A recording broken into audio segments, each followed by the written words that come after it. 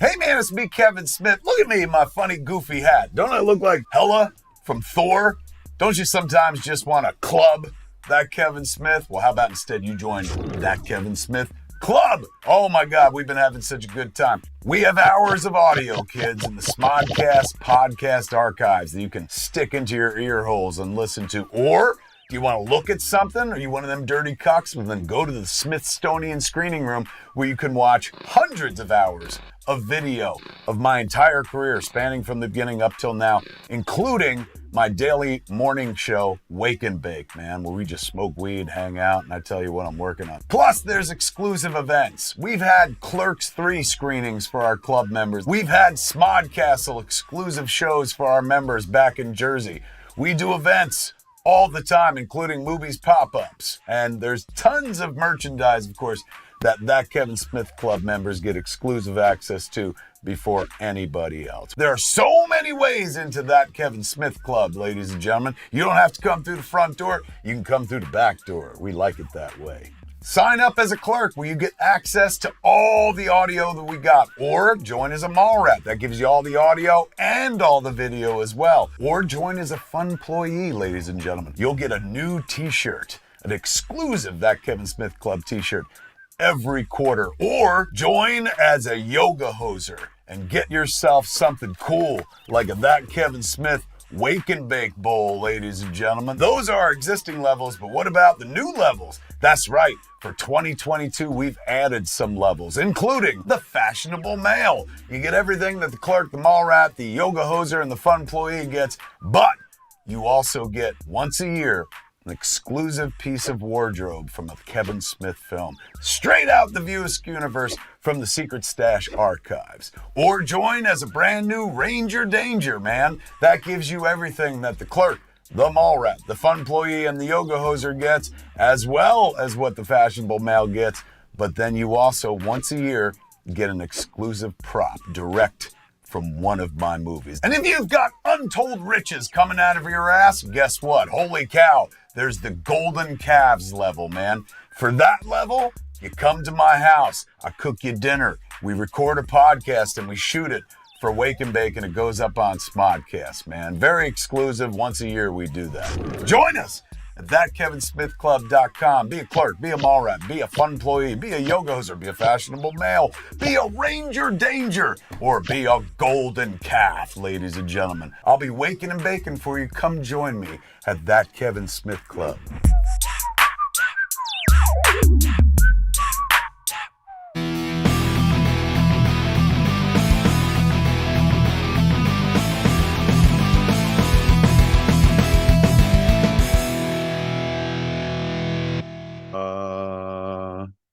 Hey! Oh, Look at this shit, man. We're doing it. Me and Marc Bernardin fucking doing our show. Welcome. Batman Beyond. I'm Kevin Smith. I am Marc Bernardin. Hey! Oh, ho, ho. Look, I love when we do home shows because we can play with the frame. When we're in the bar, you know, we're kind of left to the devices of being live in a room or whatnot. And then the camera is very far away from us. But here, when we do home shows, we could do shit like this. This is what it looks like if I'm eating you out, Marc. Oh, man. And you look up at me and I make perfect eye contact.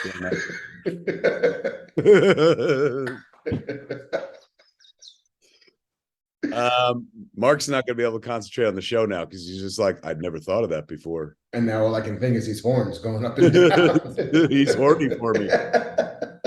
How are you, my friend? How are you? I'm good. I'm a little tired. I was out at an event last night. Oh, listen to fucking Marc Bernardin's going to name drop a bunch of fucking famous people that he got to go and hang out with last night. I was at a movie premiere, which I don't get to go to as much as I used to. Back when I was a working journalist, it was a thing. But it's become few and far between. But like last night, I got this invite to go to see this movie. And I was like, well, fuck it. I'm going to, it's like, you know what I'm going to do? And I never do it. I'm going to put on like a suit. I never wear a suit to these things. I usually live in jeans and a decent shirt, but I'm going to wear a suit. You dressed up? You got snazzy? I became a fancy lad. Last night I was a fancy lad. And then I showed up at this movie premiere, and they were like, "Okay, walk this way. We're gonna start with the red carpet over here." I was like, "Wait, why am I on the red carpet? I don't understand what's happening here. I just came to celebrate the launch of this here fine motion picture." Well, no. There's people who want to talk to you in the carpet, and they got to take your picture. I was like, "Do they realize that I don't have any lines in this movie?" Don't matter. Don't matter. Neither do I. So yes, I went to the I made a whole career out of not having lines in a movie. It can work, Mark. Doesn't matter. Just doesn't matter. But yeah, so I went to the premiere of Clerks III last night at oh my God, Clerks III sounds like a sequel to a classic 90s cinematic hallmark of independent film. More like a sequel to the mid 2000s somewhat studio cash in on that original. Sounds like the director is just like, I'm poor again. I need a fresh influx of cash. Let me hit the Clerks ATM. Every 10 years, Papa's got to eat. Hey, heart goes out to him. I know how he feels.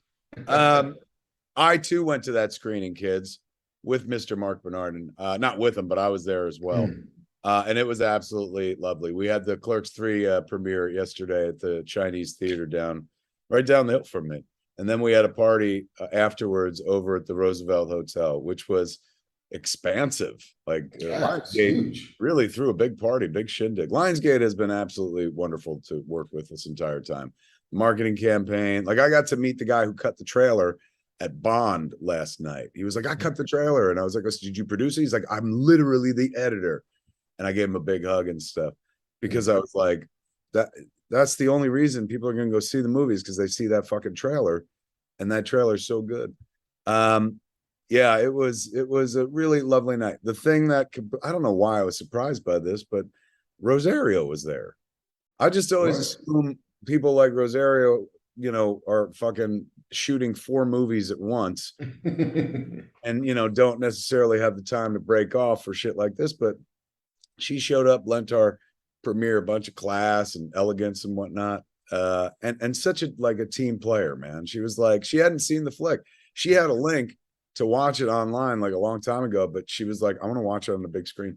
So she got to experience the whole thing last night, and she loved it, man. But she was so like, afterwards, she pulled me aside and she was like, I thought it was the perfect blend of Clerks and Clerks II. And she started going through points about it. I'm like, we're at the premiere, man. We're friends. Don't like, you're analyzing the movie like it felt. But she, as much as she's in the franchise, she's a fan of the franchise. She's very geeky, and we are something of a geeky franchise.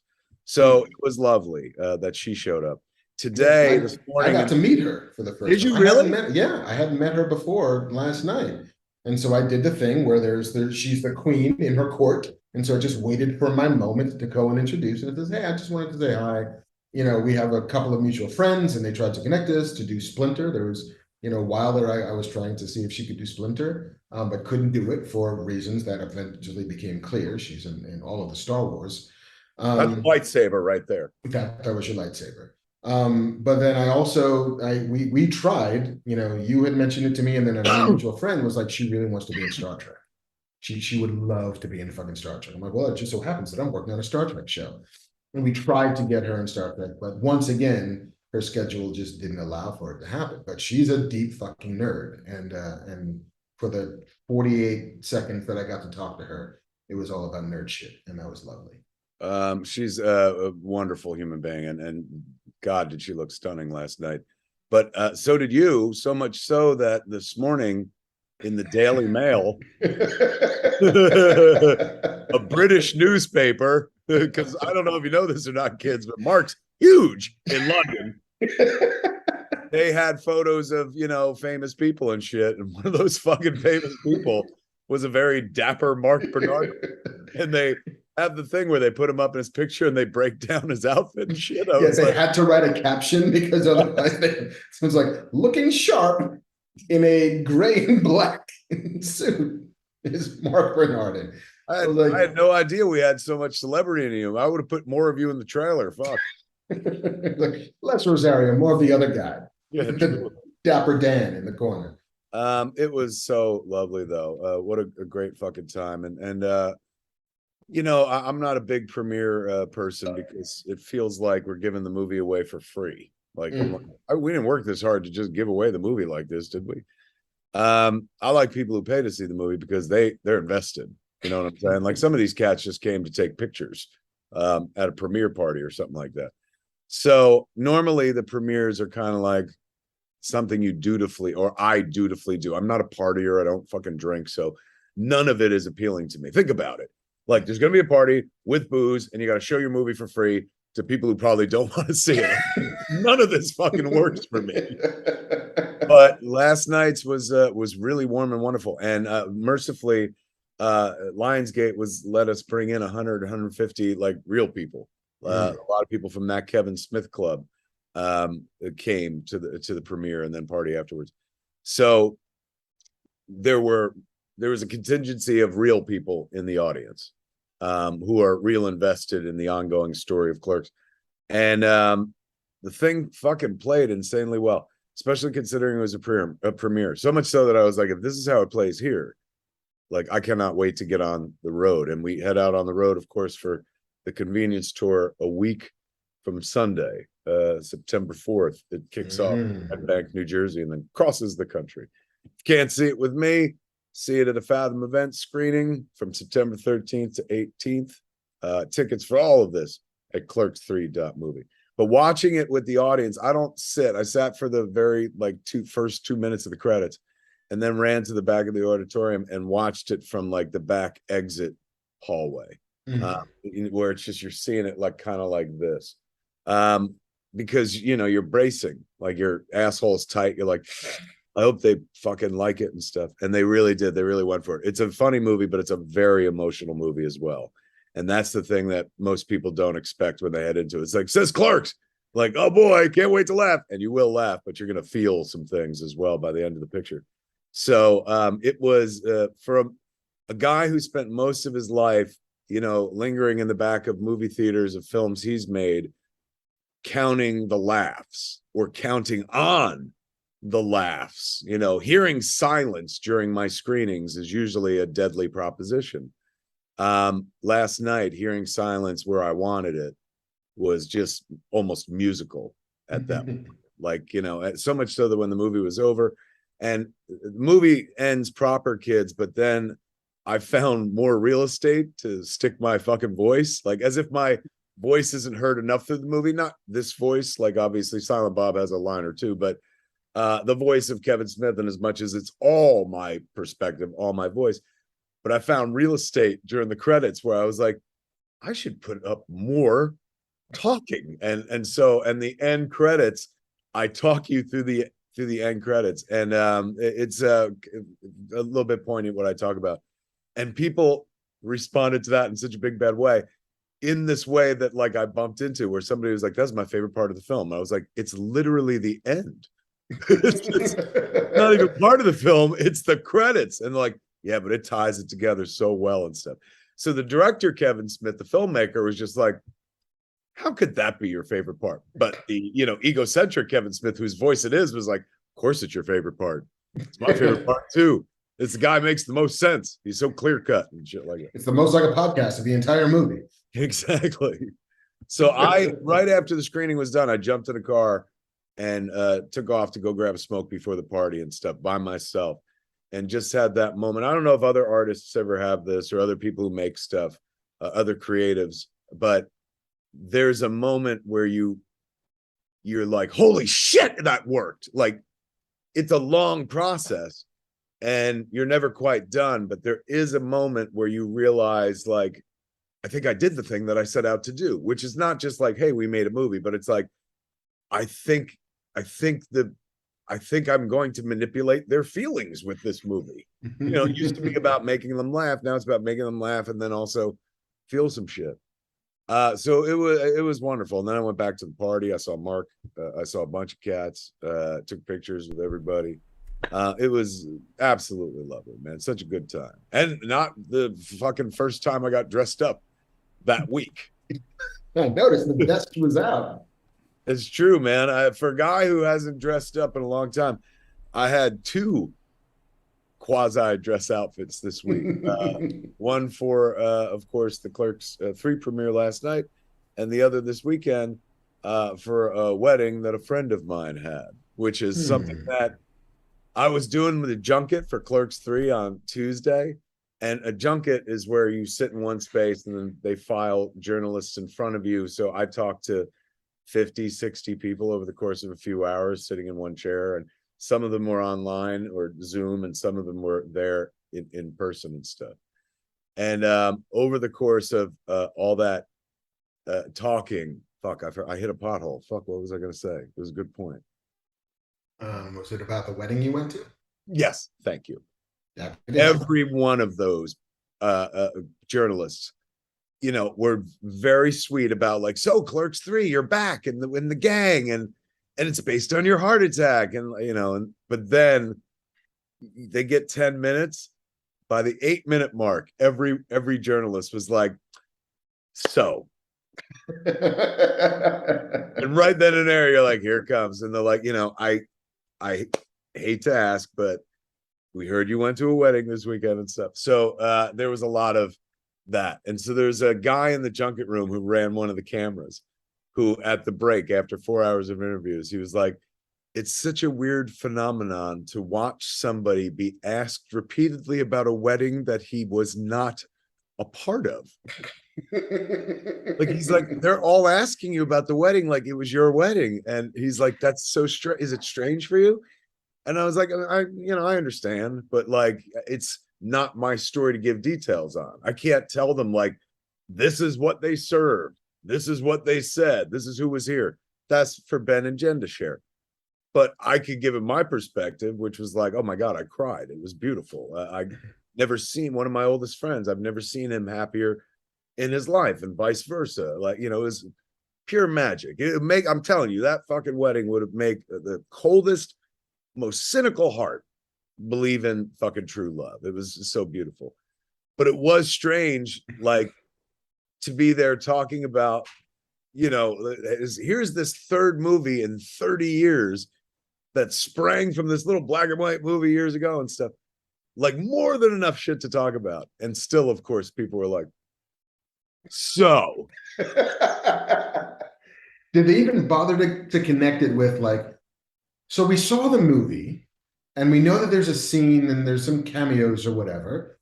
Can you tell me about one of the, like, and just finding the ways? The percentage of people that were like, so Ben's in this movie. That was the other way into the conversation. And then, of course, I was like, oh, yes, Ben's in the movie. And that's when they would follow up at the wedding. But there were a few, definitely a handful who were more nuanced about it. And this is not a complaint. I don't want this to be like, Smith obliterates journalists for doing their job. Not at all. I completely understand. But at a certain point, it was like, we do things to pass the time at our job, to mark the time, make it go by faster. It was a certain game of my own, my internal game all day long, to be like, somebody would hit the chair and be like, I would try to predict in my head at 1 minute out of the 10, the wedding would come up. But it was good. Everyone, even, I'm not going to say in spite of that, because that was not hard. It was very easy to talk about how lovely things were. But the amount of goodwill, for lack of a better word, that I would say that we've been feeling toward this movie over the course of the last week, as the world now starts seeing it because the press is getting links and being able to watch it at home and stuff, has been overwhelming. I ain't counting my chickens and shit like that, but feels very good. Very, very outstanding. You deserve it. You made a hell of a picture. Oh, look who's here. It's Bamf Man himself, everybody. JC, what's up, Bamf Man? So I went to a premiere last night as well. They had two in town? Unlike Mark, I did have lines in the movie, which I won't spoil. But I heard, I believe, not the lines, but I believe there's another moment when the Scum and Villainy logo came up, and I literally heard somebody go, whoa! And I was like, that has to be JC. It wasn't me. There's literally, so I looked at we were assigned seating. And so I looked at my ticket and I was like, row P, don't they know I worked on this movie? And then I got in my seat and I was sitting behind Liz Destro. And I was like, this is one of the better seats. I'm sitting behind the producer. Wonderful. Yes. And then there's a tiny little, like, look at the wrong part of the screen and you'll miss it, Scum and Villainy cameo. And one person in the audience shouted, which that was my favorite part of the premiere. That had to be from you were sitting in row P, because I think all the first rows were folks, real ass people, like fans and stuff, and folks from that Kevin Smith club. So definitely one of those cats was the one that spotted. Although, wouldn't it be weird to find out it was like Danny Trejo or something like that? Where it's like, oh man, JC Machete. But we did. I don't think it's spoiling anything. We did some like ADR stuff. Like at the very end, I feel like the movie was done, and I'm the worst actor in the world. And you're like, come in and do some ADR stuff. And I was like, okay. And I did it. And I got in my car. It's like, there's no way that's ever going to be in the movie. And there it was in fucking Dolby Atmos 700 speaker sound, my voice. I was like, oh my God. Did your Jen recognize it right away? Like a dog, when a dog hears like what happened was I heard it and she was sitting here and I was like, and she was just like, of course. I didn't even give her a chance. But my kind of takeaway from it, because I've seen the movie, I've seen every version of that movie. The only one I hadn't seen was the final sound mix of it, which is where my voice got put in. But I saw every other version, so I've seen it hundreds of times. And the whole drive home, Jen, who has never seen Clerks II, who watched Clerks for the first time during the pandemic, she talked about the movie the whole way home. So for me, that was the measure of like somebody who didn't have a nostalgia for any of it, where like what exists, from the first minute to the last minute just worked within itself. So that's what I took away from it, is just like, holy shit, that means that it was a self-contained experience rather than like, well, fucking, you have to like these movies in order to ... That's a good sign. So yeah. So she's already seen the movie for free, so we're fucked. Tell her to pay for it a couple thousand times. Yeah, take out a loan. That is very sweet, man. Tell her I said thank you. I talked to her very briefly at the party last night, and she had told me, she's like, I didn't see Clerks 2, and I love this. And I was like, well, I'm glad and insulted at the same time. Yeah. My wife was similar. She's like, I don't think I saw Clerks 2 because I don't remember. Careful. All right, we can beep it out. Yeah. JC will go back in. I've had some of that over the way. People going like, I didn't see Clerks 2. Which, I'm like, look, I'm happy anybody sees anything I do and stuff. But it was kind of interesting seeing people's reaction along the way. Yes, there are spoilers in this podcast, by the way, boys and girls. Or not. Not anymore. We're going to spoil the fuck out of a couple of other things. Or not. Hey, Banff man. I'll also say, sitting in row P towards the back of the theater, it really, like, there are some jokes in there that I would laugh at in every test screening, and nobody else was. Like they're just tiny little things that like you maybe catch on the third viewing that really got good laughs last night, and that made me feel really good. I heard a few of them too, where I was like, "Oh shit, right on!" Like, yeah, I'm not going to spoil anything, but there's some other people who show up who say very funny things, kind of like just real quick and small, that I think are like some of the funniest things that everybody caught, which made me feel good. I too was very like the montage sequence was delightful to watch. I that's something that like when I wrote it and shot it, it was definitely engineered to delight the audience, but like, you know, it was never something that I really thought beyond like, oh, they're going to like this. I got to hear the audience react to it in real time, and it was just wonderful. Every new face that showed up in the audition montage, they were like, like they kept getting re-excited. That was kind of, it was fun for me. And I will say that, and this sounds like I'm shilling for Clerks, and I don't make any residuals on the back end, so I have no reason to say this. But right.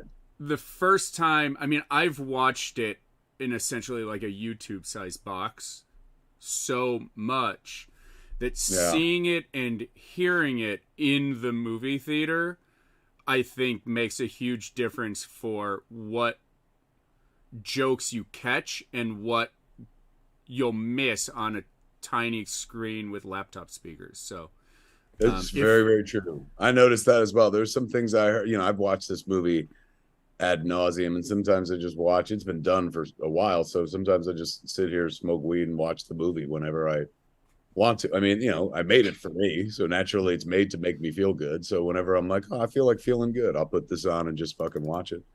And I'm used to hearing it out of a tiny laptop speaker, so hearing it like fucking full mix in a theater, I was like, oh shit, yeah, that's very loud and clear. Mm-hmm. Yeah, you pick up a lot that you won't pick up necessarily at home. So fair enough. Folks in chat are like, stop talking about Clerks until we all see it. Fair enough. We're not spoiling anything. We're just talking about the movie in general. But you're going to have a chance to see it, folks. September 4th, the convenience tour begins in New Jersey. Or if you can't see that version, somebody online was like, you're charging too much to see this movie and on the tour. And I found, like, honestly, the cheapest ticket is $37. It's really... It's if you go to see me by myself without a movie, it's the same price. So this is like going to see me live, and then hey, guess what? We throw in a fucking free movie essentially. So, but if that is like outside, or I'm nowhere near you, outside the realm of possibility, and or because I'm nowhere near you with the tour, the Fathom event screenings will be happening, of course, starting September 13th.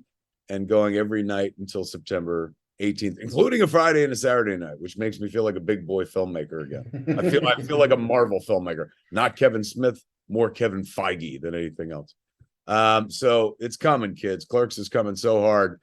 It's like this. Oh yeah, do it. All right. Shall we? We should probably do a show. We should maybe do a show and probably kick off with an ad. The show, as you know, kids, is not possible without a grant from the Helena Rubinstein Foundation and viewers like you. No. And the letter P. Yes. Oh my God, we got to talk about that, right? Sesame Street going away from. I know it happened a week ago, but like, yeah, we'll hit that later on. But no, we don't have. Helena Rubinstein doesn't like either me or Marc Bernardin. They said hell in a handbasket with those fuckers. So we had to go find money, not from public sources, but we had to go find money from our good sponsors here at Fat Man Beyond. And we got two this week. And the very first sponsor, the one that's going to sponsor the whole first half of the show, is good old friends of ours, man. I'm not going to tell you who it is, which goes against the principle of advertising altogether. I'm taking a bold new approach to sales, kids. But I'm going to read you the first line of their copy. I'm going to let you guess who tonight's sponsor is. Ready? Who are you going to read it as? You're just going to do as Kevin Smith? You're going to put some spin on it? I'm going to put some spin on it. Here we go. It's not going to work as well. This is only good when I have a microphone, but here comes Bane from Tom Hardy's Bane, kids. An impression from 10 years ago. Coming at you. I'm as current as a Saturday Night Live sketch and shit. Finger right on the pulse. Here's Bane reading the headline of our sponsor. Smooth Sack Summer. That's a terrible band. I need a microphone to do it. Smooth Sack Summer. Who do you think our sponsor is, Mark? Is it Hacky Sack? Is it Good guess. is it Wilson's sporting This is not going to be another one of those birthday candle situation, is it? Oh, no, we're gonna win Final Jeopardy this time. Yes, we're going to the next round. God damn it! We're playing for the big money. Kids, if it's smooth sack summer, it can only be our good friends at Manscaped. That's right, the good folks at Manscaped. Why don't you roll over to get 20% off plus free shipping with the code FATMAN20 at manscaped.com. Go to manscaped.com, manscaped.com right now as I'm talking, man, because when you order, you're going to get 20% off plus free shipping with the code FATMAN20. That's how much they like us here at this show. They sponsor us. They gave us our own fucking code. You hear that? We're using code names. Right. Can I be Smooth Sack? You are Smooth Sack. That's our new character, our new comic book character. Remember the Sad Sack comics from back in the day of the rip-off Beetle Bailey? Well, Smooth Sack is a modern equivalent. I'll be Smooth Sack and you be Ball Preserver, and together Ball we'll ride the Preserver. streets. Dude, we got a fucking show right here. We could pitch this. Get Netflix on the line. It's Smooth Sack Summer, boys. Did you know that? Mark, did you know it was Smooth Sack Summer? I was not on that memo, but I'm glad to know now. Nobody fucking alerted me. Hell yeah, it's Smooth Sack Summer. This whole time I've been Hairy Sack Summer. Fucking, what's my problem? If you haven't heard already, kids, it's Smooth Sack Summer. When you're playing in the summer sun, make sure you're scaped from pubes to bum. Like, I like these guys. to the asshole? Yep. Is that part of it? I mean, it can be. When you manscape, are they advocating the clearing of the asshole as well? Well, I think it's a personal choice, just how much I mean, I'm deforestation. not against it. I just, it never occurred to me. In my mind, Manscaped was always about your pubes and shit, but like, that's right. Men got hairy asses. I guess an ass could be part of this equation. Yeah, I mean, no reason not to baby butt that shit if you can. You know how you get two asses done with a Manscaped shaver at once? They go ass to ass. Remember that movie? I'm just now imagining like the Manscaped people are like, oh, excellent, reading an advertisement. I wonder what they'll say today. He's got a movie coming, right? Fucking the dude who did Ass to Ass. What was it called? What was that movie? God, what was it called? The one with Leto and Jennifer Connelly. It was so depressing. Oh yeah, the Darren Aronofsky. That was Yes. Requiem for a Dream. Requiem. That's the Ass to Ass movie. He's got another movie coming with Brendan Fraser, The Whale. Did you see an image from it? No, is he sucking a whale's dick? What's happening? I mean, that might be the only way this movie could possibly be more interesting. Based from what I've seen, it's about Brendan Fraser. He packed on some weight to play the role, and then they put prosthetics on him. He's playing a very, very large dude. And the Toronto Film Festival, they're giving him an award before the festival begins for this Aronofsky movie. It is called The Whale. Instantly jumped onto my must-see list, man, because I'm like, that's brave and bold. And the story sounds like a very heavyset dude reconnecting with his kid or something like that. But Aronofsky is a pretty interesting fucking filmmaker, to say the least. So I'm suddenly looking forward to this. However, we're here to talk about Manscaped. I mean, we're not here to do an ad for Darren Aronofsky, unless Darren Aronofsky is the kind of guy that likes, if he's taking part in Smooth Sack Summer, then yes. All I'll say is I did not see the sequel to Noah being called The Whale. But okay. No. Sure. Yeah, he's crossing over, man. He forgot that it's Jonah, not Noah. That's right. This summer, to keep your balls cool while you're still looking hot, do it with Manscaped, kids. Please don't do it with anyone else. Do not let anybody else touch your balls. Just Manscaped. The leader in below the belt. Or a doctor. Yes. They're making sure that we all have a ball this summer, a naked ball, if you will, by giving our pants partners everything they need to stay fresh. Dive head first into Smooth Sack Summer. These guys are good. By going to manscaped.com for 20% off plus free shipping with our code FATMAN20. I believe we have a testimonial this week, Mark. We do. Tell us about your balls, Banff man. Hey, Banff man, don't you've got some experience with this Manscaped? Yeah, I did this on Saturday. That's Manscaped. Right I hate there. to tell you, That's the new trimmer.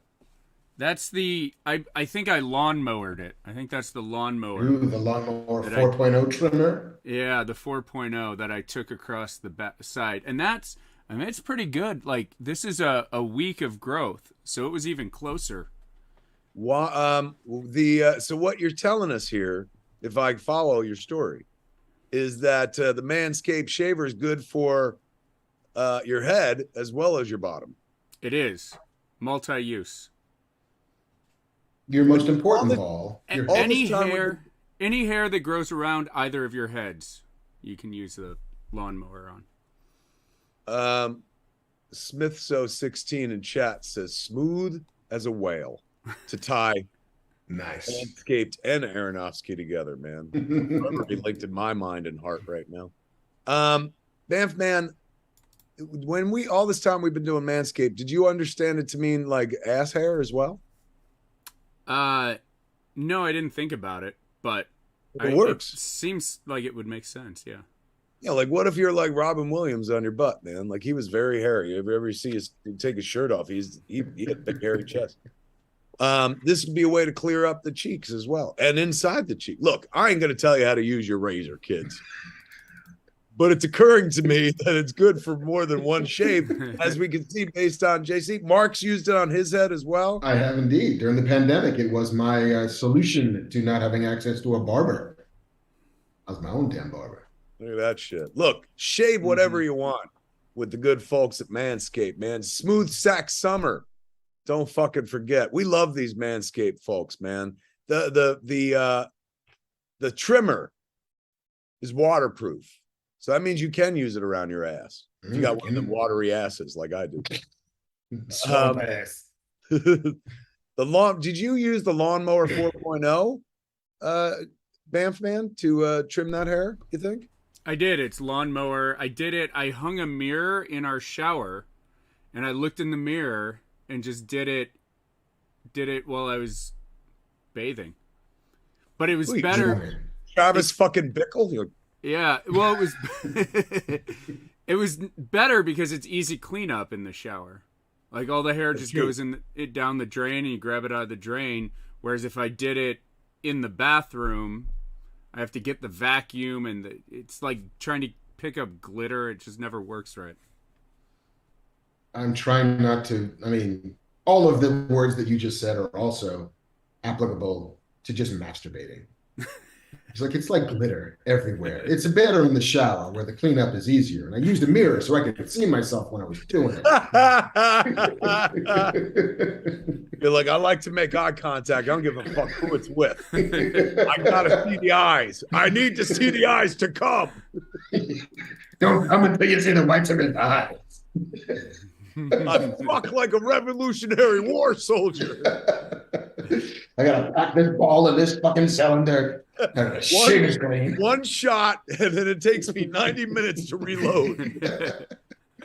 One thing only, silly. We're having a good time during smooth sex summer, kids.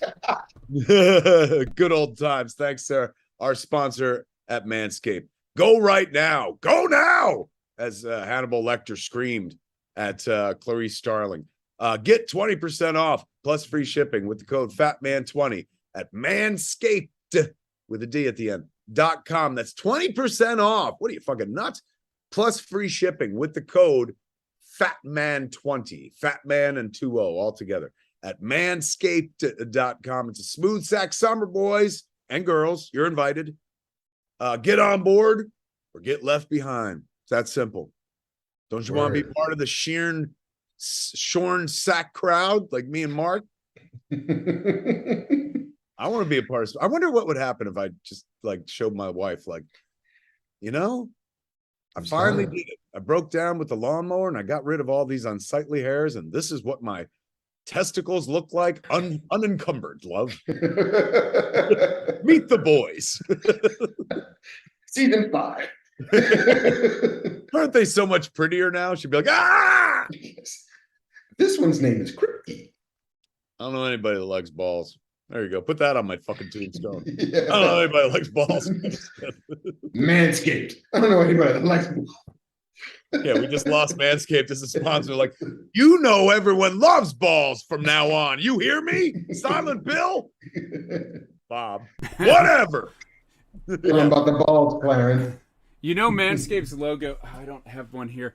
It's testicles that form a heart, right? Are you shitting me? It's Look at their thing. It's like a heart, but like upside down, so the bottom of the heart is ball sack. I've been seeing it on the copy. That's hysterical. So Guys are good, man. That first paragraph was the best ad copy we've ever had. Yeah, I'm just saying. Smooth Sack Summer's strong. they really do. Yeah, look. I'm just sorry that I missed a majority of Smooth Sack Summer, but now I know what I'm living for. Smooth Sack Summer 2023, Mark. It's coming. It's my Burning Man. My Coachella is Smooth Sack Summer 2023. Having a ball 2023. Don't testies me. All right, folks. We thank the good folks at Manscaped, man, as always, for sponsoring this silliness so we could talk about the shit that really matters. I guess we should start with reviews, shall we? Yeah, let's do that. We got 3 things to talk about before we get into the news. Where would you like to start, my friend? I would like to start with Robin Brownfield in the chat, who said, this ad is taking too long. Come on, Robin. That's not the spirit. Now, Robin, we'll extend this ad for another 40. Yeah, guess what? 10 more stories about Smooth Sack Summer. Yeah. You like that, Robin? You just bought yourself another Saturday. You want another one? You want to go for more? And that's with the bull, you get the horns. What shall we lead with? Let's talk about the Sandman bonus episode, which came the fuck out of nowhere. Yes. Sandman is on Netflix, kids, and it is amazing. We talked about it last episode. Both of us blew it pretty hard. It is gorgeous. It is fun to watch with people who are completely unfamiliar with the original comic book material, because it's like seeing it through fresh eyes, people discovering one of the most imaginative stories ever told. You know, I enjoyed sitting there watching it with my wife, who'd never seen or read the Sandman, and watching her be like, this is fucking incredible, and being like, yeah, sure was 30 years ago when we all first read it, slowpoke, you know, feeling superior. It's got a show that makes you feel morally superior to people you're married to and others and shit. So, you know, we all on this show consumed it fucking fast, and, you know, we're done. And we're like, can't wait for fucking season 2. And thought we'd have to wait for a potential season 2, which we'll talk about in a second. However, out of nowhere, they just popped an episode 11 up. Like, fucking just surprise. Dream was in the summer. It was the combination Dream of a Thousand Cats, which was an animated episode based on an issue of the comic at the same name. And then also the Calliope storyline about the captured muse who is you know, forced to give stories to the series of writers who take her hostage, and who is the former wife, spoilers, the former wife of Dream himself. I could see why they didn't include this in the season proper, because it was too many detours from the story they were trying to tell. But my God, what a welcome addition it was. Like what do they call it when you get, is aperitif when something's after the meal? Yes, aperitif. What a fucking aperitif this was, man. Like, we thought we were done, and suddenly they're like, sherbet, bitch. And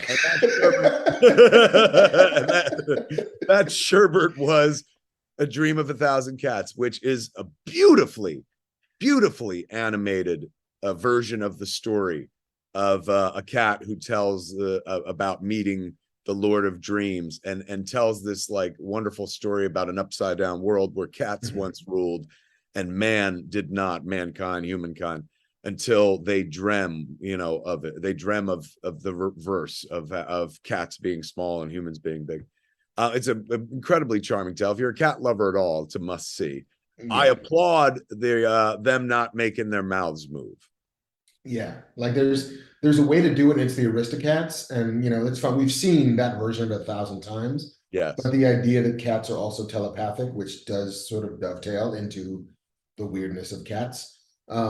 Anyway, and also like trigger warning if you're an animal lover, it does get grisly at times. Like there's it's about the story of this sort of young kitten who finally gets to leave her people's house for the first time to go out and listen to this traveler tell the tale. And part of the traveler's tale is how she became the person who left her people, who she thought took care of her. And she, and not to spoil too much, but her story begins with tragedy, begins with love, and then turns to tragedy, and then turns to resolve of, I want the answer as to why this could happen to me. And the only person who had the answer for her was Morpheus, the Lord of Dreams.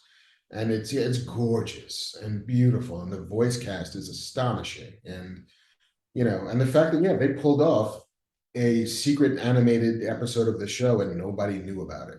And even apparently, I read this interview with Neil Gaiman, who said that like 10 months ago he dropped in some interview that they had cast some actors to play the cats, but then nobody ever followed up on like, well, where was the cats? And he's like, yeah, I think he mentioned that like, a couple of the performers, and nobody put those two things together. So it did come out of nowhere. Wow, man. As beautiful as it is, it's a sumptuous cartoon, insanely well done. And like all of the Sandman, just imaginative as fuck. And like all of the Sandman, a story I've been familiar with for decades, but seeing it played out and rediscovering its charms. Cats are fucking adorable, but like, I think I was on Joe Rogan once, and he was just like, if a cat was 5 times its size, it would fucking kill you just as soon as it would rub on your legs. They're just so capricious and fucking deadly and shit like that. And this episode played with that notion quite well. But it also did, as Mark pointed out, have the bummer of like, yeah, people, they suck. My kid's a huge cat lover, and I was like, hey man, you gotta watch this. And I showed her some images, but I had to give her the heads up where I was like, but there is one part that you're gonna have to get past. And she's like, I'm not doing it then. I was like, come on, it's so worth it. And she's like, nope. See cat arm. And Calliope was fucking achingly beautiful as well. They changed the story a little bit, some people said online. I don't remember what changed. Yeah, the story, as with much of the Sandman, lots, especially the first sort of throw of it, lots of it is in that kind of third person narration where it was Neil Gaiman's voice as author just telling you what's happening. And so when you first meet Richard Maddock, and the captions, who's the author who has only written one book that had sort of a modicum of decent reviews and hasn't written anything since, and is trying to find the solution, the key, the shortcut to being able to realize and write his second book. And he tracks down an author named Erasmus Fry, who, in exchange for a particularly grisly bit of medical oddity, agrees to hand over the secret of how he's writing these stories. And the secret is he had kidnapped a muse, one of the actual legit Greek mythological muses, named Calliope, and imprisoned her and took her gift by force. They never actually come out and say rape, even though that is what the book says happened. The book is very clear about, he brought Calliope home, he put her in a chamber, and then he raped her. That's in the comic book? That's in the comic book. In its text says this is what Richard Maddock does, because that's how you get the gift from Calliope. Either she gives it freely or you take it by force, and it's sexual force. So did you get that impression from it was very tastefully done then in the Netflix version, because it wasn't clear if he was just going in there and pounding or if he was, that hadn't even occurred to me, but oh my God. Yeah, and like it's as tasteful as you can possibly do it. It Where is. she, I mean, absolutely, but because it's yeah, like so much so that I she, was unaware of it completely. yeah, like she says, well, Erasmus took it from me by force, and you think I'll respond by these gifts because he brings her like pretty clothes and dresses and candies and perfumes and all that stuff, and she refuses. And so then they cut to him at his keyboard, and like there's a tiny gash on his face that looks like from a fingernail, I remember and like there's a blood thing. yeah, so only because I remember the original book am I intimating that that is the response for the result, the fallout from that act of taking it by force. And then he starts writing, and then he fucking goes for it. And so it's taking the stuff out of the third person and making it first person and making it active dialogue on the part of the characters. That's the entire trick of adaptation of Sandman. And the reasons why I think stories like Calliope and Dream of a Thousand Cats are in this sort of adjunct form is because they're not dream stories. They're not about Dream. Dream is an incidental character in both of these stories. And the show previously has been very much about Dream's arc. It's very much about his story and what he's learning and what he's discovering about himself and about the world and about his effect on people. So I kind of like them finding the way to retain these kind of one-offs, these little anthological short stories in which Dream is a passerby, is a bystander sometimes, or just a person somebody turns to for help and not the actual mover of the story. Tell you, man, like, I guess it's a weird thing to confess, but I think I'm pretty stupid. Like, I'm clever enough to have like the career I've got, but like I sometimes I watch a thing and I just don't see it and at all. And then like sometimes I'll turn to my wife and be like, I don't get it. And then she explains it and I'm like, oh, is that right? How did I not fucking see that? And there's a bunch of people in chat who are like, how'd you miss that? Meaning the implied assault of Calliope. I don't know. I guess I'm not very good at watching things. You know what I'm saying? Like I'm just, maybe I'm like a idiot savant. Like I can't ingest it, but I can make it. I don't know. Like now that like now when you talk about it, I'm like, oh my God, because now all of a sudden I'm like, oh, there's all sorts of levels of metaphor in that. And maybe I've just lived long enough, forgotten. And to be fair, I haven't read the comics since I read the comics and then probably reread them like a year later or something like that. But I got to get smarter, Mark. How? Is it too late to get smart? I'm 52. Like I feel like the window is closed, but how do I get? I know most people will be like, stop smoking as much weed as you do. Perhaps that'll help, but I can't do that. So what else could I do to get a little more astute when I watch it? Like, not going to do that part, but give me a magic pill I can take that'll loosen up the brain juice. I also feel too that I'm very like an up with people person, so I don't see like the bad right away and shit. Like I'm the kind of, I watched Star Wars and for a long time I was like, oh, this Darth Vader's just misunderstood. Fucking Jaws. I was always like, he's just hungry. He's a hungry monster. Yeah. I mean, he's just an animal. He does what he does. I like giving people and characters, particularly fictional, the benefit of the doubt and shit. But I think I've got to get more rigorous with my consumption. I got to become like film Twitter, where it's like, no, don't do that. We got to. Oh, I gotta. I'm gonna. You watch me. The thing that's so weird, like Calliope is one of my favorite issues of Sandman, and I don't know what that says about me. Other than especially because it fundamentally hates writers. Like it does not cast writers in a very good light. Which is so funny because he is one of the, unless he's hiding some secret dark heart, Neil is one of the sweetest, nicest people in the world and one of the best writers. But you're right. There's a lot of like not like self-hatred like Neil hates himself, but there's a lot of writer bashing in his work. I mean, it's got one of my favorite lines in the whole book, where I think it's Erasmus Fry, and then later Richard Maddox says, "Writers are liars, my dear. Like, don't believe a word we say." even on the page or something like that. Maybe Neil's Or trying to like, communicate something right on Front Street. He's just like, I'm not some cute British fop, motherfucker. I'm dark like Morpheus. Yeah. I'm dangerous too. I've He got opens teeth. up his hand and gives you that blowjob nobody wants.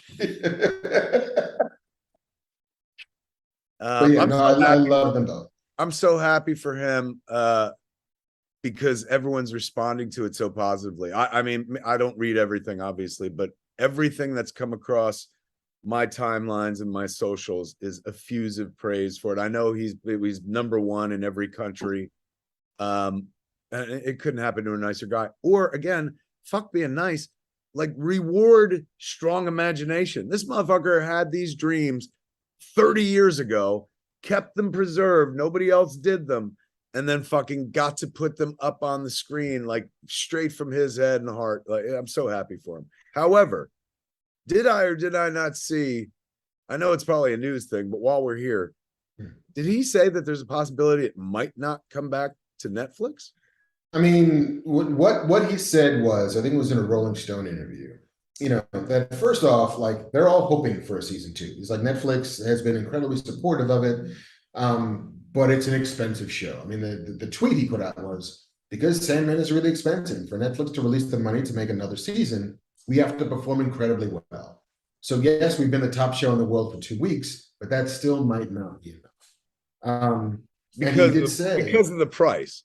Because of the price. And they never said what it is, right? They've never revealed the budget, but one has to imagine it's maybe not Lord of the Rings, because nothing is, but well, how much is Lord of the Rings per episode? Per episode, I'm not sure. I mean, the word was they were about $260 million for the first season. How many episodes?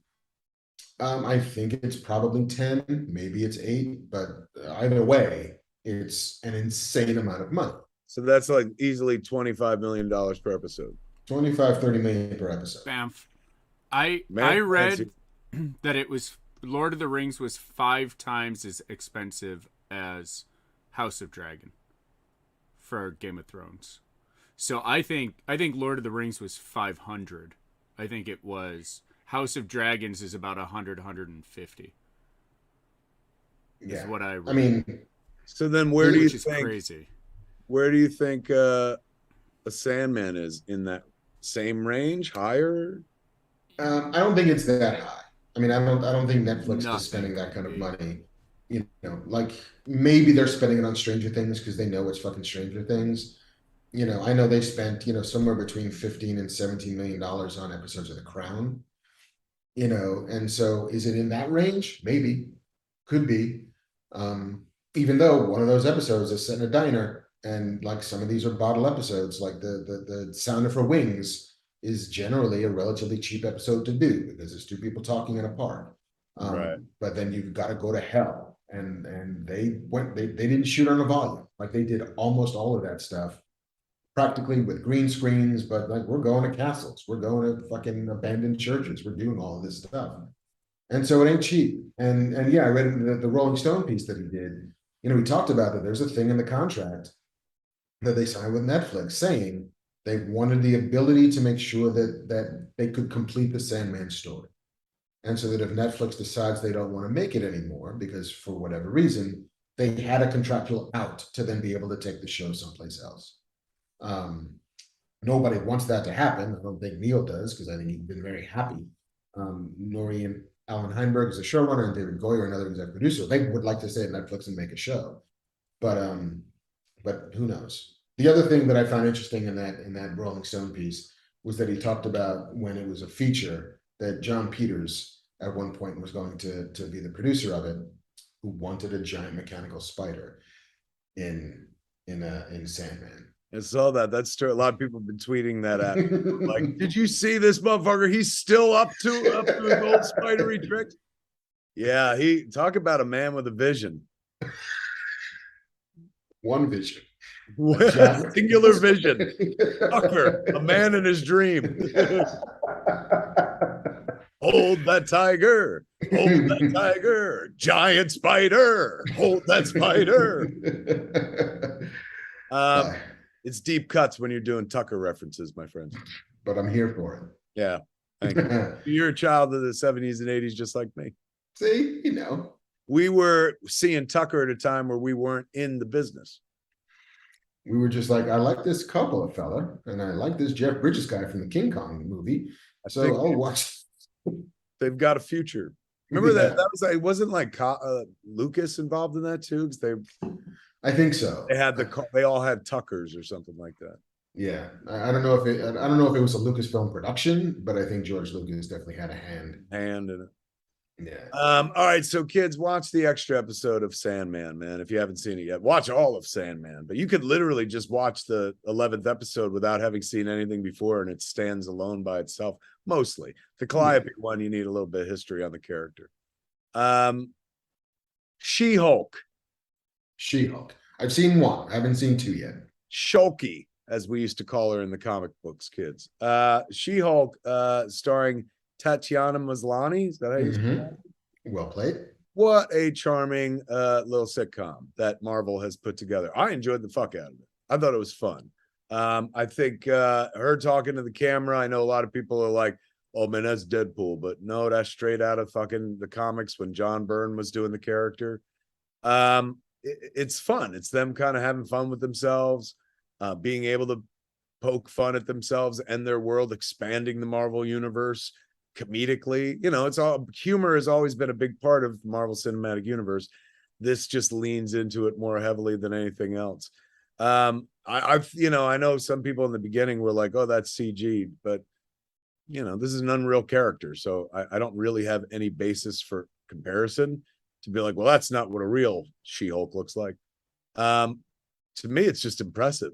Like watching, like so much of that show, your lead character is a huge walking, talking special effect.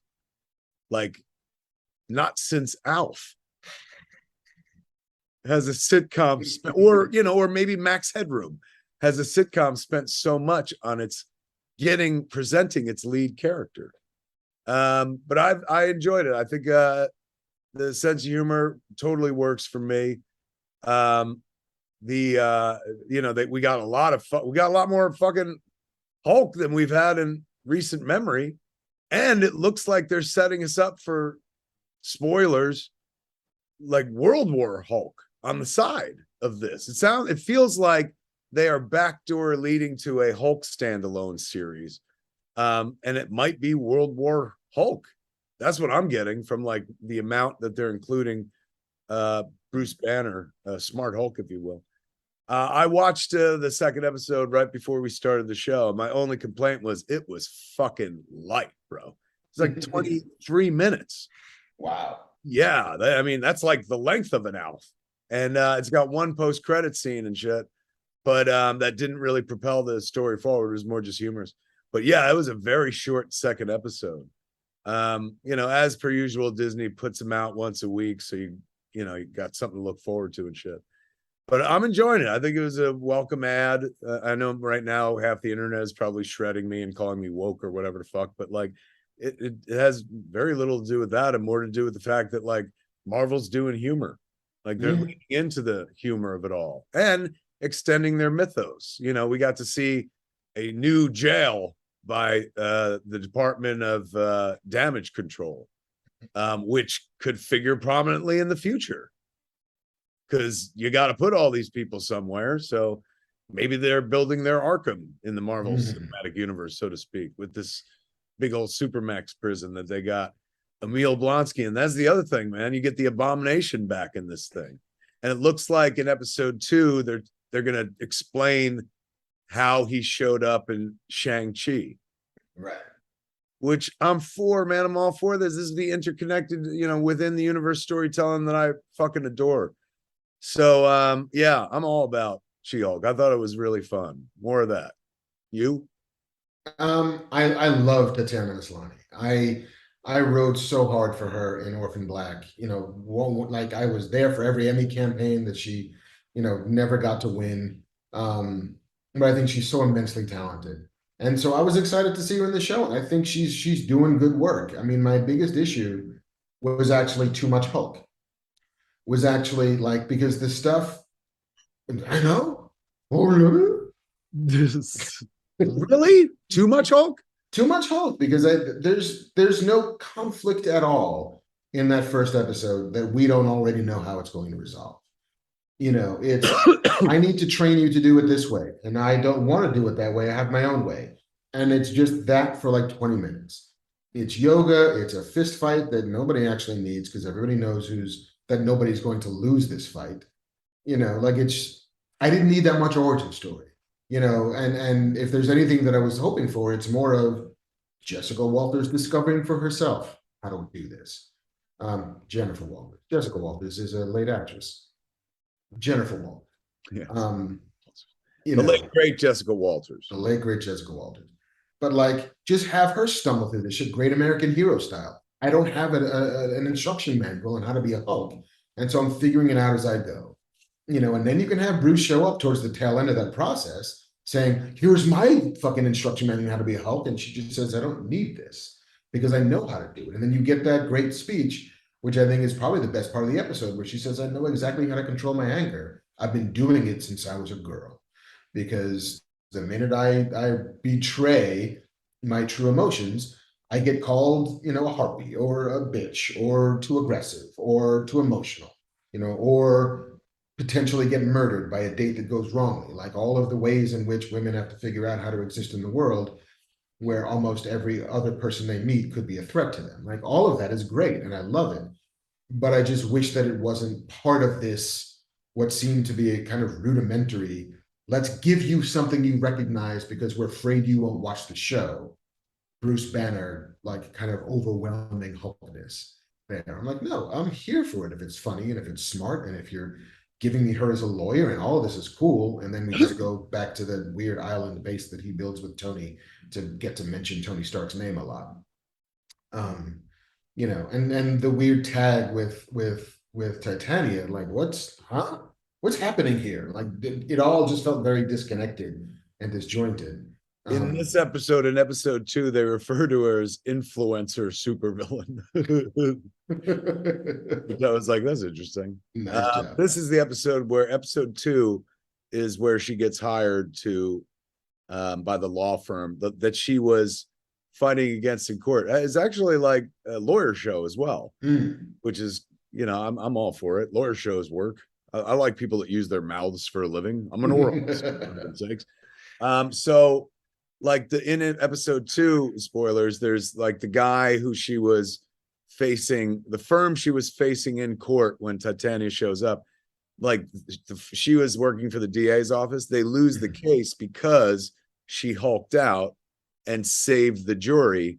And then the opposite side was like, well, that creates an undue prejudice. Right. And they call it mistrial. And so the DA's office has to let her go. And I was like, that's fucking pretty interesting. What a great wrinkle.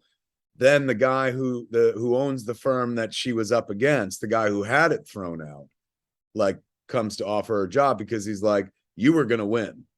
And if you hadn't, hulked out like that, like you had us dead to rights. You're a great lawyer. So she's like, oh my God, like I'm being hired, like, for my legal skills. But then when she gets there, he tells her like, you have to conduct law in this office as She-Hulk because you're in charge of the superhuman division or whatever they're calling it, setting up the premise for the run of the show. And it's again fun stuff. I was never bored. I was never like, what the fuck. Bruce comes back. Not Bruce, but Hulk comes back, but not, it sounds like they use him the amount that you would have preferred they use him in episode 1, but it also they sets up where he's going beyond this. I don't know if you remember, spoilers, but in episode 1 we saw a spaceship from Sakaar. There's that ain't the last you're gonna see of a spaceship, is all I'm saying. Yeah, like I did hear or read somewhere that Jessica Gao, who was the head writer and creator of She-Hulk, had mentioned that all of that stuff on the Hulk's private island had been pulled up from a later episode into the pilot. And it seems as if, as you say, episode 2 is like 23 minutes long. They just made room for that stuff in the pilot by pushing it into episode 2. Because it seems as if like that's that story, right? Like I've got my closing argument. I'm ready to go win this case. This accident happens with Bruce. I come back and I'm the She-Hulk thing. I figure it out on my own. I then go back to the courtroom. I try the case. I give my thing. Titania crashes in. I get fired. Like that all feels very pilot-like. And then the new job, the new status quo is come work for us. And that feels like the finale of your pilot episode. It all like the math of it starts to check out. Like they still needed to do that, but they didn't have more episode after that. So it all feels like a very complicated editing job of fracturing and commingling a bunch of different episodes. May I suggest a new side podcast, a side hustle? Mark on Marvel, where every episode you just rewrite whatever they're doing. It's this though. But you do it until, I mean, sooner or later they hire you. Like at the end of the day, sooner or later they'd be like, he's right. It's cheaper this way. Absolutely right. Yes, it is cheaper this way. If we hire him, he can't talk shit about us anymore. It was I'm glad they're doing this show, man. I remember when they first announced it, I was like, what? Of everything they could do, but somebody said in chat, aside from number one, in chat, the theme tonight is people coming up with different titles for clerks, which has been very enjoyable. Like clerking John Malkovich, things like that, the big Leclerc-ski and stuff like that. Nice. But a lot of folks talking about how much they were surprised by how much they liked it. One cat in chat said Kevin is incapable of shredding Marvel. Let me tell you, if they give me something to shred them over, I mean, you may be right. I'm incapable of shredding anything or anybody. But, if they gave me something that I really ever wanted to complain about, I might be able to. But I don't know. They got my number, man. Like, and not really like where Kevin Feige's like, you shut your fucking fat mouth. But they do the shit that I like. So it's like, I'm very inclined to follow what they do. And they don't, people bitch at them for this, but they don't really stray far from their model. So chances are I'm usually going to like whatever they do. And this was no exception. It's charmingly done, new, and expands the universe, which I'm all for. And like, yeah, even the Tony references, I'm like, just makes the world just that much bigger and more real. And part of the fun of those TV shows is that the ability on a weekly basis to give you that same feeling and that same expansion of the universe that you get when you go see a movie every other year or every 6 months, however many they put out. Right. And I did appreciate, the runner of his Captain America Virgin. Yeah. And then the solution to it, which, apparently came from Kevin Feige himself, who's like, yeah, no, he in his mental canon for Steve Rogers, he lost his virginity during the USO tour. I mean, I guess somebody's got to think about whether or not Steve Rogers is a virgin. Bamf Man's here. What you got, Bamf Man? Did you see the Reddit thread or whatever it was that went crazy that it was Star-Lord's grandmother who was the one that he lost his virginity to? Yeah. Because, like, I guess there's an offhanded mention at some point that she was like a dancer or something on it. I saw that, and I was just like, they showed the picture of Star-Lord's mom with Kurt Russell, Ego, and then they showed the woman at the USO or something like that. There was some connection. I breezed by it too, and I was like, I'd be wonderful if the universe was that small and interconnected. Yeah, and Steve Rogers is somehow Star-Lord's great grandfather. Or just She-Hulk, man, fucking check it out. Yeah, I'm gonna keep watching it. This is why I'm glad Disney Plus exists, because they would never make this as a movie. What would be the point? Like, it wouldn't be this. It would be, her fighting a world-ending fucking villain or something like that. Here, they get to give you like 30 minutes, or this week 24 minutes of like a Marvel movie, where they can make the story smaller. Sometimes the complaint is always like, why like fucking why does everything have to be like, and this fucker could end the world, because it starts being diminishing returns. Like, we thrill when Spider-Man goes after local villains, because it's just so, you can get your head around it, rather than like, everyone might die again. So it's nice to have a weekly Marvel where the stakes are incredibly fucking low. Yeah. I'm here for it. The last big premiere that we haven't gotten to talk about yet was House of the Dragon. Now, have you watched it? I didn't get to watch it yet. I have indeed watched it. And here's the thing, Kevin. Do you like pizza? Or did you like pizza? The kind of pizza that they made at the Game of Thrones restaurant? I love it. Then you'll like this pizza, because it's very much like that pizza. Similar pizza? Similar pizza, pretty much the same toppings, pretty much the same seasoning. They know how to make Game of Thrones for you. And so now they're just giving it back to you again. It's expertly realized. The cast is fantastic. They're all doing good work. The only complaint that I have about it is that everybody is who they seem to be. And there was no surprise of very much anything in that first episode. Is that right? Yeah, because, and Game of Thrones specifically was very much about giving you these unexpected twists and turns, even right down to the pilot, which, spoilers if you haven't seen the pilot of Game of Thrones at this point, but the very last scene reveals to you that Jaime Lannister and Cersei Lannister, brother and sister, are having sex with each other, because incest, all right, and then they throw young Brandon Stark out of the window. I remember that. I remember because Muse had been asking me to watch this show for 2 years. And finally one day I was like, fine, I'll give it a shot. And at the end of that first episode, I was like, what the fuck have you signed me up for? I was like, this is repugnant, but I must watch episode 2. But I must watch episode 2, because you spend the entire episode like, all right, well, these two people, brother and sister, whatever, and they seem rich and blah, blah, blah. And you just think they're one thing. And by the end, they're revealed to be something completely different and infinitely worse. And so there's no turn like that. There's no surprise like that at the end of House of the Dragon. But that said, I like this restaurant and I like the food they make. So I will keep dining here until they make a shitty version of this dish, which is possible because we were all here for Game of Thrones, the last push, where it's like, this is fine, I guess, I suppose. I've just been eating this pasta quite a bit, and if you can't even zhuzh it up a little with something surprising, I guess, fine. So, yes. Has it got a dragon in it? It's got like 14 dragons in it. It's got a house in it?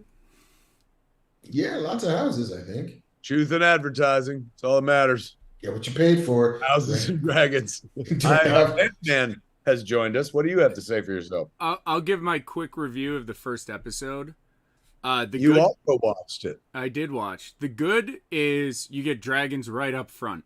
You don't have to wait for any dragons. You don't have to wait for them to be little and grow up. And there's dragons right up front. The part that I missed from even the pilot of Game of Thrones was almost every character is a Targaryen. So there's not a lot of it feels tiny.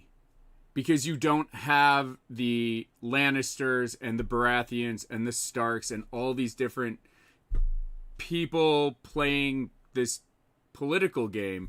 You have we're in charge and we're the best. And the stakes just seem so much lower and less interesting. Yeah, and the world is, I think you're right, it's smaller because we spend almost all of it in King's Landing. And while they do, they were very careful to mention, that's, whatever the Baratheon uncle was 500 years ago or 150 years ago. They're giving you those little names of, there's a Tyrell knight and there's a that person knight and here's the Hightowers. And, they're trying to conjure for you the sense of expansiveness, but it's very small.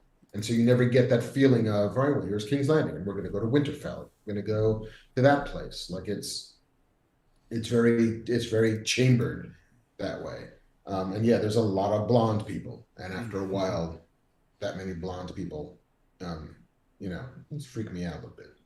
Bobby Jackson in chat said, I think it's supposed to be like Succession for the Targaryens.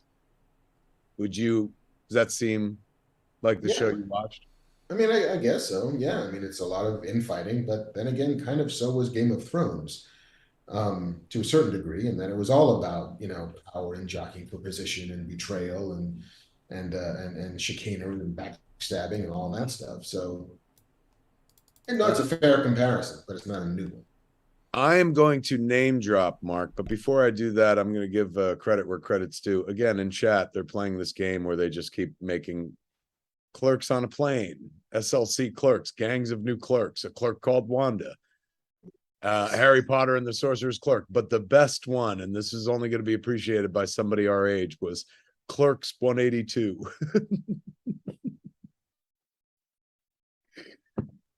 Wow. Zimmerman knew. Tyler Blue. Tyler Blue, Zimmerman knew. Clerks 182. Here's my name droppy thing. Recently, I don't know if you know this or not, but I bought a movie theater, Mark. Yes, I heard. So we're in the process of closing, and mid-September it should be fully ours. It'll become Smod Castle Cinemas. It's the Atlantic Movie House in Atlantic Highlands, New Jersey, my childhood theater.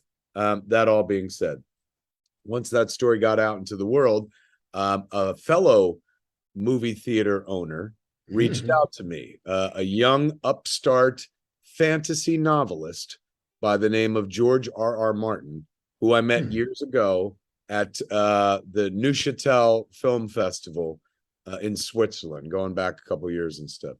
Lovely man, and I've spoken about him. I don't know if it was here or if I've spoken about him on Fat Man Beyond, but or on Babylon or not. But such a geek, like a hardcore fan, and one of the first fans. Like when we met, he was talking about he's going, well, if you ever pick up issue 3 of the Avengers, and I was like, yeah, if I'm rich one day. He goes, look in the letters column, and you'll see a letter from a young George R.R. Martin to, who is editing the book, I guess Stan. Yeah, probably. To give him props for like the mature storytelling, the direction it was going or something. I was like, you wrote a fucking letter to Marvel? And he goes, yeah, it's in Avengers 2 or 3. So he's like, I'll do you one better. He's like, because I was going to try to imitate his voice, but I won't do the voice. He was like, because my letter was in the letters to the editor thing, somebody reached out to me, because this is 1960 fucking 5, 6, whatever the fuck, who was like, hey, I like the letter that you wrote in Avengers, man. And I see you live here. I live real nearby. You ever want to hang out and talk about comic books? And he's like, and we did. So he's like, I met a circle of people based on that letter that I wrote into Marvel, people who had seen my letter and liked what I had to say, and we were like-minded individuals. He's like, and then one day we decided that we could get together and trade comic books, sell comic books to each other. And so there were like 12, 15 of us, and we got this basement, and I was like, are you shitting me? Are you telling me you were at the first comic book show? And he was like, yeah. He was like, this dude fucking laid the track of fandom. He's not just the guy who wrote Game of Thrones and shit. He was there in the beginning when all this shit began, when we're like, ooh, let's gush about shit that's unreal and discuss seriously, fucking fantasy characters. The dude was there in the beginning. He was one of the first people to go to the San Diego Comic-Con. Like, just fucking nuts. So the dude's a part of fandom, as well as a guy who generates fandom with his own work as well. So he's lovely, absolutely lovely. And he reached out to me like out of nowhere. I hadn't heard from him in years, but because I bought a movie theater, he's like, well, congratulations, fellow movie theater owner. I saw that. But he was chiefly reaching out because of remember the HBO Max story where killed Strange Adventures. Right. So, we talked about here on the show, and a couple websites picked up my description of what the Bizarro story with Perry White and Jimmy Olsen was going to be. He literally fucking texted me for the first time in like 5-6 years to be like, that sounded like a really cool story. I'm sorry to hear it's not going to happen. Oh, Motherfucking creator of Game of Thrones was just like, had enough time to be like, damn, I would have liked to have seen that Bizarro story, man. It's like this motherfucker could write 20 better Bizarro stories. But like, what my point of the story is not to be like, he felt bad for me. It's illustrative of what a fucking fanboy this kid is at heart. So we've been chit-chatting back and forth. I'm going to try to bring Clerks 3 to his movie theater. His movie theater is called it's in Albuquerque? Or, New Mexico one. It's not Truffaut, the Juno, somebody in chat will dump it in there, but it's a French filmmaker's name or a French writer's name. In any event, it's like 100-seater or something like that. Cocteau. Thank you to Dan Horstman, the Cocteau Theater. So hopefully by late November, December, we're going to bring Clerks 3 to the Cocteau, because I'm doing that because then I'm going to bring that motherfucker to my movie theater, man. We're going to show the Red Wedding episode. I'm going to be like, explain yourself, you fucking sadistic son of a bitch. But he was so sweet. He was just like, I would love to come to your theater. He's going, it's been 3 years since I've been back home. He's from our neck of the woods. Mm-hmm. He's from back there and shit. So he told me that he just bought a fucking trains for his town, that like these trains are coming through his town for the first time in like 50 years. And one is called the Wolf and the other is called the Dragon, of course. This motherfucker's living his best life, dude. God bless him. But I tell you all this to tell you what I feel is like one of the charming story. 3 days before House of the Dragon premieres, George texts me and goes, House of the Dragons is premiering on Sunday on HBO, blah, blah, blah. Could you tell as many people as you know about this? Aww. And I wrote back, I was like, George, pretty sure the follow-up series to Game of Thrones, one of the most watched programs in the world, needs no help whatsoever from the likes of me, man. But how charming. He was so invested. He's like, I hope people watch this show. Yeah. and it was apparently the largest debut in HBO history. What I should have done was fucking tweeted and then be like, there you go, George. I did it. I did it for you. You're welcome. Well, I look forward to watching that. Yeah. Dragon Show, give it to me. Give it to me. How are they on the nudity and all that shit? As it ever was. Really? So I thought maybe this time around they'd be like, we're gonna tame that shit down, but they're still like, look at it, touch it, lick it, like that kind of shit. Yeah. That was how Jason Mewes like got me to watch the show. He was like, all they do is fuck on this show. He's like, you see so much nudity. He goes, you see dicks. And I was like, you see dicks? No, nobody shows dicks on television or in movies. And he goes, oh, dude, you see a dick a day. He's going, it's the game of cocks and shit. Yeah, it's very much like, when the criticism of Quentin Tarantino and his foot fetish, started to come down the pike. And he's like, all right, I hear you. I get you. Understand. Here's Once Upon a Time in Hollywood. I'm going to put fucking feet on the glass, bitch. Nothing but feet.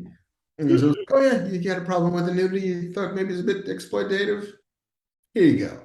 Lots more. Yeah. All right. So House of the Dragon. Dragon or Dragons? House of the Dragons. One N. Yes. Plural? Singular.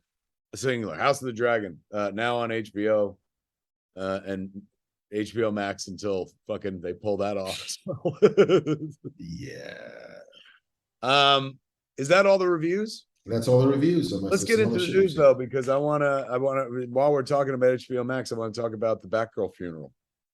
Yes. Marc Bernardin is a news hound, ladies and gentlemen, an old news hound, a retired news hound and shit. He's like those movies where somebody finds a grizzled old cop and shit, and he comes out of retirement to solve a crime.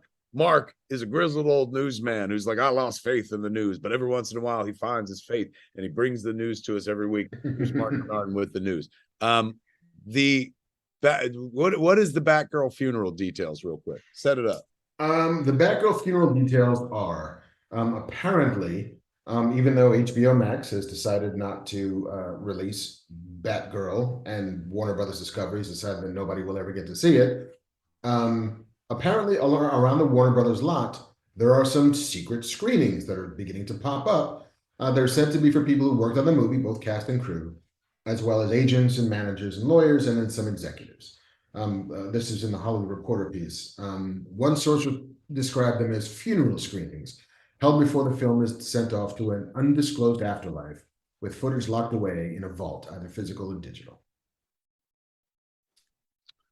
And this was also in conjunction with the news that the directors had tried to get copies of the movie just for themselves. That's what I was thinking about. I've read a story where they went to pull some of their footage from the server. This will teach you fucking physical media, motherfuckers. Their editorial was up in a fucking cloud, right? Yeah. So they had a full ass movie, and before they, shit went south, they went to retrieve a copy of the movie that they worked on. Not to like take it to a movie theater, but their own personal copy, perhaps. Yeah. And Warner Brothers deleted everything from the server, apparently, all the raw footage. I mean, in order to get this tax write-off that they seem so desperate to get, they're like, it can't exist anywhere. But then there was this follow-up story that they're having screenings on the lot, what they're calling funeral screenings for people who worked on it so they could see their work before it will never be seen again. Yeah, I mean, part of this question is, whether or not Warner Brothers is actually going to like take the unprecedented move of destroying the footage as a way to demonstrate to the IRS that there will never be any revenue from the project. Thus, they can be entitled to the full value of that write-down, because sometimes that write-down is portioned over time, as opposed to the immediate lump sum. But some people are like, that seems incredibly foolhardy, given that there's, a bunch of other projects that are footage locked away that will never see the light of day, including the first HBO spin-off pilot that apparently even George R.R. Martin has never seen. It was called Blood Moon, I think. They shot a whole episode of a show that was going to be a spin-off that never happened, but they just put in a vault and moved on to House of the Dragon. Wow. So like, must be nice to be rich. To just drop tens of millions of dollars into a hole. What's that line from Bonzo Goes to Bitburg? Maybe you got too much cash. But yeah, so yeah, apparently, like, if you know the right people or worked on Batgirl, like, you can see the movie for a very, very limited time and in a very raw and incomplete form before nobody ever gets to see it again. Unless at some point in time, maybe there's a different regime at Warner Brothers, coming down the pipe who says, you know what, maybe we should take a look at this and see about, finding a place for it in the world. They can always pay back the tax credit if they want to. Whatever they got from the write-down, they can return to the IRS and then pull the movie out of the abyss. They wanted to, unless they destroy the footage, in which case they can't.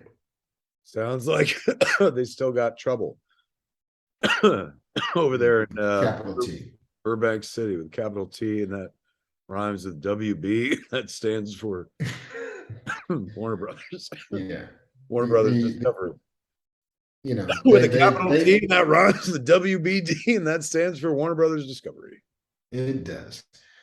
They've had a not great week over the Warner Brothers Discovery.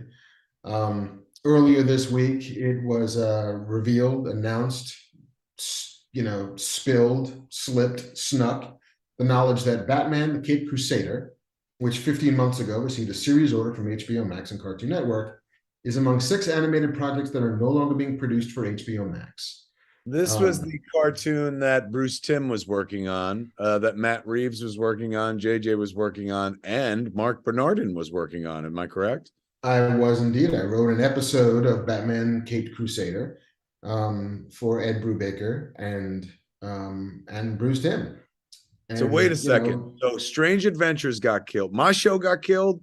your show got killed. I think we're getting to the heart of this Zaslav thing. I don't think he's a fan of this show at all. He doesn't like us much. The slight shade about this show is that Warner Brothers Animation is still producing it. They're still going to make a Batman cartoon, and they're going to sell it. They're going to like take it to market, and somehow, for the first time in what feels like 50 years, there will be a Batman thing in the world that does not have a DC logo on it or a Warner Brothers logo. Why wouldn't it have a DC logo on it? I mean, you know, it's not going to be on Warner Brothers air. It's not right. Going to be on it's not Warner. They're going to make a Batman thing and let it go to somebody else.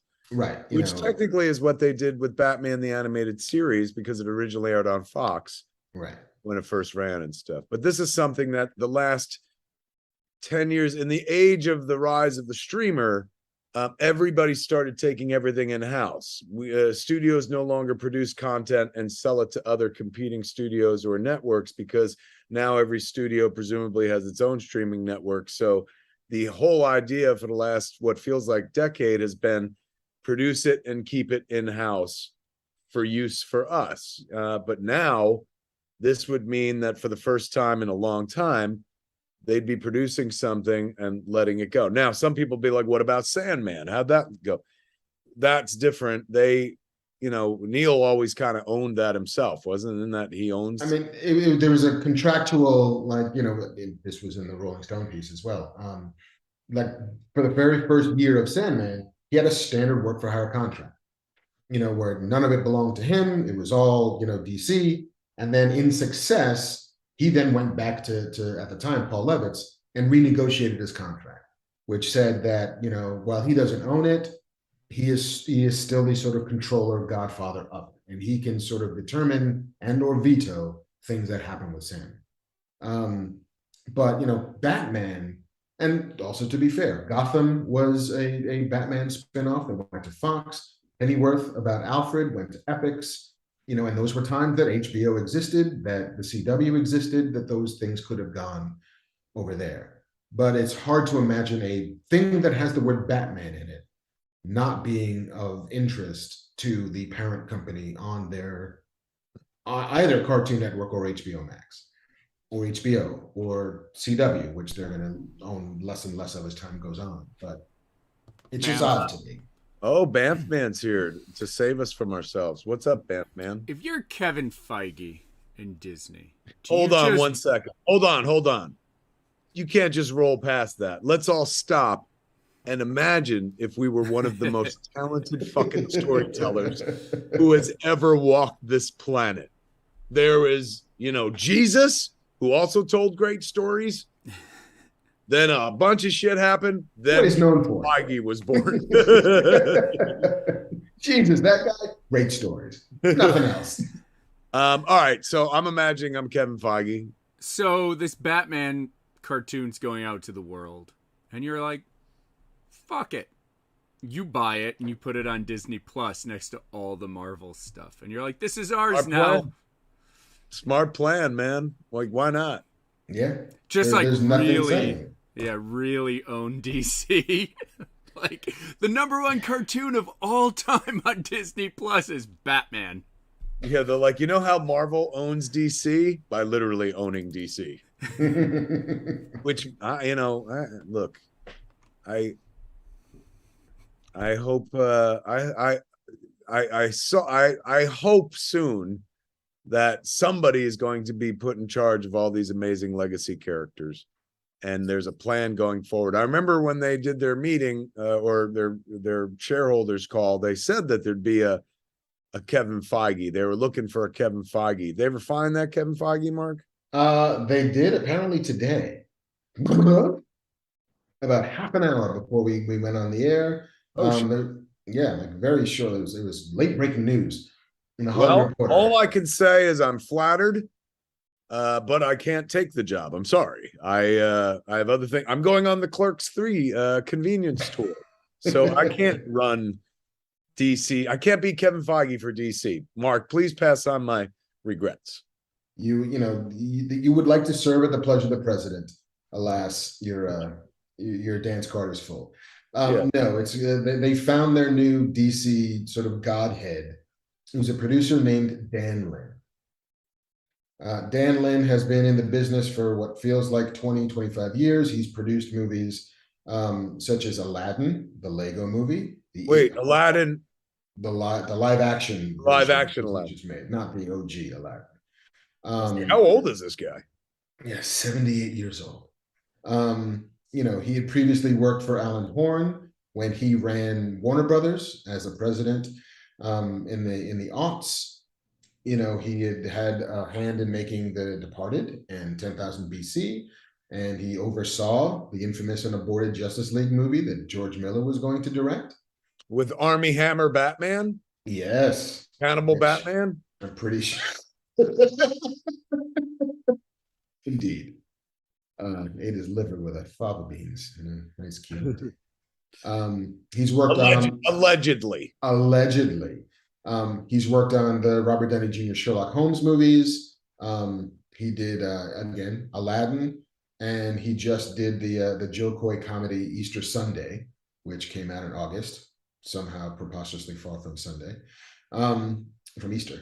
And he's now going to be the guy. He's going to be the one that everything DC feeds up to. So all of the movie stuff feeds up to him. All the TV stuff will feed up to him, and he will report directly to David Zaslav. Well, congratulations to Dan Lin, man. Congratulations to him, and my God, at the same time, good luck to you, my friend, because the world is watching. And the internet is watching even more closely.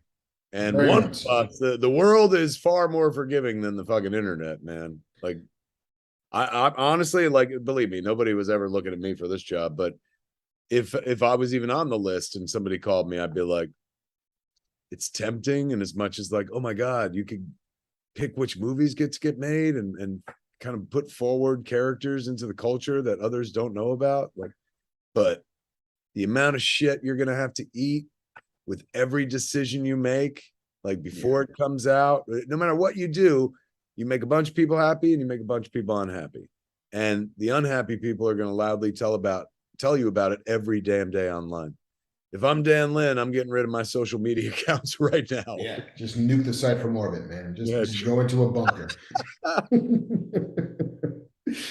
Because family's like, his wife's like, what about all our family pictures? He's like, doesn't matter, man. Like, nope, we're gonna Batgirl that shit. Just drop it in a digital well. Batgirl that shit.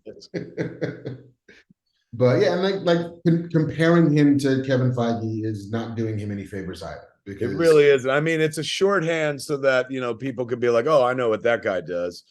So, I could make the correlation, but at the same time, Kevin Feige wasn't Kevin Feige for like 5 years. It wasn't until there were a string of those movies together that people could be like, hey, there's one name keeps popping up and he seems to know a lot about these movies. Yeah, like it really wasn't like, it was the X-Men stuff that helped. It was, the Hulk movie that sort of moved him up, and then it was Iron Man. But even after Iron Man, like I would guarantee you, most people wouldn't be like, "Oh, Kevin Feige." It wasn't until probably you get to Avengers, where like the average Joe is just like, "Oh, this Kevin Feige, he's responsible for all these movies getting together, and he's the overbrain or whatever the fuck." Yeah, like I think it's probably Captain America, like first Avenger. When it's like, okay, we've done an Iron Man, we did a Thor, okay, I get it, I see what's happening, we're connecting these things, and even Iron Man 2. But like once you get to Captain America, and then you have the feeling that, all of these characters will return in the Avengers, it's, oh shit, we're doing a thing. And then the Avengers makes $1 billion, then it's, oh fuck, we've done a thing. And like, we're not done yet. Stay tuned, we've got 15 more movies coming down the pipe. We've got phases that we're doing. Like, all of that becomes clear. Tell you something, that was the greatest day, one of the greatest days of my life, and I wasn't even involved in that. But the day they were like, we should keep going, that was the day that I became alive, Mark. Yeah. And mind you, I'd had a wife and a child by then. So yeah, I know what I'm saying. And also like to compare the two is that, Kevin Feige showed up at a vacant lot and got to build what he wanted to build on. Yeah. I'm like whole cloth. It's all custom built. There was nothing he needed to tear down.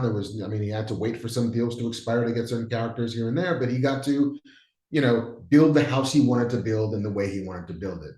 And Dan Lin is inheriting, a weird ass lot that's got like 19 different hands on it. And the walls sometimes don't meet, and there's characters that they would like to use but can't. And there's, coats of paint that are uneven. Like it's not to say it's a complete teardown, but you're probably going to have to break it so you can fix it right. It's a bone that had been mended wrong. It's an unenviable task. Indeed, which he will get paid a king's ransom. Gotta be, right? Like we gotta reward that guy huge for the amount of shit he's about to take. Yeah. And I guess the last HBO Max story we will tell this go round is, I think it's one of my favorites, in that HBO Max has been pulling things off of their service.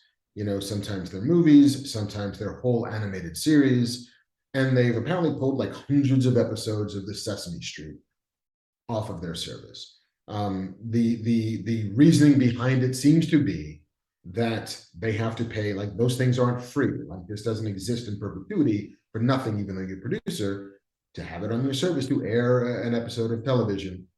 Lots of people need to get paid, in perpetuity. There's residuals that need to get paid out for actors and writers and performers, and those things cost. Not as much as producing a new episode, but it's not negligible either. And so rather than pay out those residuals, they decided to remove those things from the air. But the Sesame people, they've decided, it's like, you know what? These episodes are not going to be on HBO Max. We're putting them on fucking YouTube. Like, we are not going to be party to keeping children and Sesame Street apart.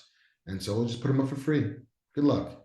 Go for it. Enjoy, peoples, which I do love. The fact that no one is safe anymore, Mark. Yeah. Not even Big Bird. Not even. Big Bird we gotta watch his back. And they're coming for you, Bird. Yeah, man. They I don't know what's going on over there. I mean, there was another story, a business story, that the market cap, which means the valuation of the stock, has plummeted. I think it had been at the close of the deal of the merger at some 49 point whatever billion dollars is what the company was valued at. And it dropped a good 20 billion over the course of the last month, based in great part on the public perception of these decisions. That all of this, in effort to cut $3 billion from the operating budget or to reduce $3 billion from their debt, they've incurred a $20 billion devaluation of stock. Tila, Princess of Parrots, in chat says, was this week's story about WB not having a budget to promote and distribute films true? I didn't hear that story. Me neither. I mean, they still have money. They're operating in debt, but every company operates in debt. So if they decide they want to put out a, whatever the fuck, Harry Potter movie, then they can promote it and distribute it as they see fit. They've pushed back the release dates of a bunch of things, including Black Adam and Shazam. I think Black Adam's still coming out. Shazam and Aquaman 2 are getting pushed a bit deeper into 2023. Yeah, I saw they're being moved as well. Yeah. So I don't know what that's about, but it seems to be a somewhat fractured landscape. JC, they're saying in chat that your mic is on. They can hear you typing or something. So shit. Bamf Man. All right. Bamf Man was furiously masturbating during the show. We fucking caught him in a Jeffrey Toobin type situation. I'm gonna glitter the walls. Make it white. Oh, make it white, Bamf Man. Bamf. Poof. At the end of the news. Well, that's the end of the Disney part of the news. We got another, the Warner Brothers part of the news. We got some other things to just quick hit. Jeffrey Dean Morgan is joining The Boys for season 4. As who? Yeah, nobody knows yet. The Negan? role is being kept secret. That would be intense. They're like, Little wow, pigs. Boys is like, watch us make it work. Here we go. They can do it, man. That show's fucking good. I don't doubt that they could pull it off. Absolutely. He's wonderful and such a nice guy in real life. I've interviewed him once or twice for the IMDb, and lovely guy. Never the met him. opposite of Negan, a real actor, because like he's not the fucking prick he's plays on TV. Who I know is now an anti-prick, I'm sure. It's gotta be. Yeah, there's no way they keep him around that long, and he's still the guy that fucking bashed people's heads in. Yeah, I mean, the last like 3 or 4 seasons have been this sort of Negan reclamation project. I think so. Like, you know, started as a villain, gets humbled, tries to earn his way back, and you know, tenuous alliances, and Maggie still doesn't like him because, you know, good reason. Yeah, I don't see her coming back from that. But yeah, can't wait to see what that turns out to be. Disney Plus is in early development. Batman's dad. It's fucking Batman's dad, man. He is. He is indeed. From the Zack Snyderverse.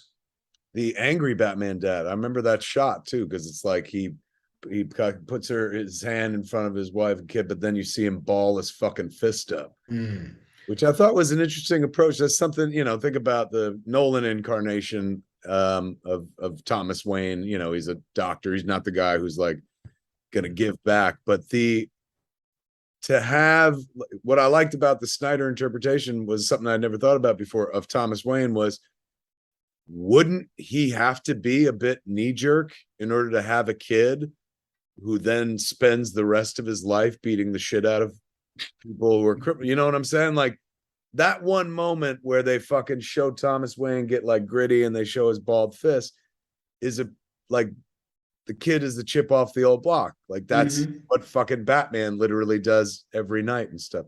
It was something I'd never thought about. And when they did that, I was like, oh, that's fucking dope, man. That's an interesting approach to the character. Usually Thomas Wayne portrayed as not weak, but like not fucking like, I'm going to give as good as I get, you know? Right. He's a victim.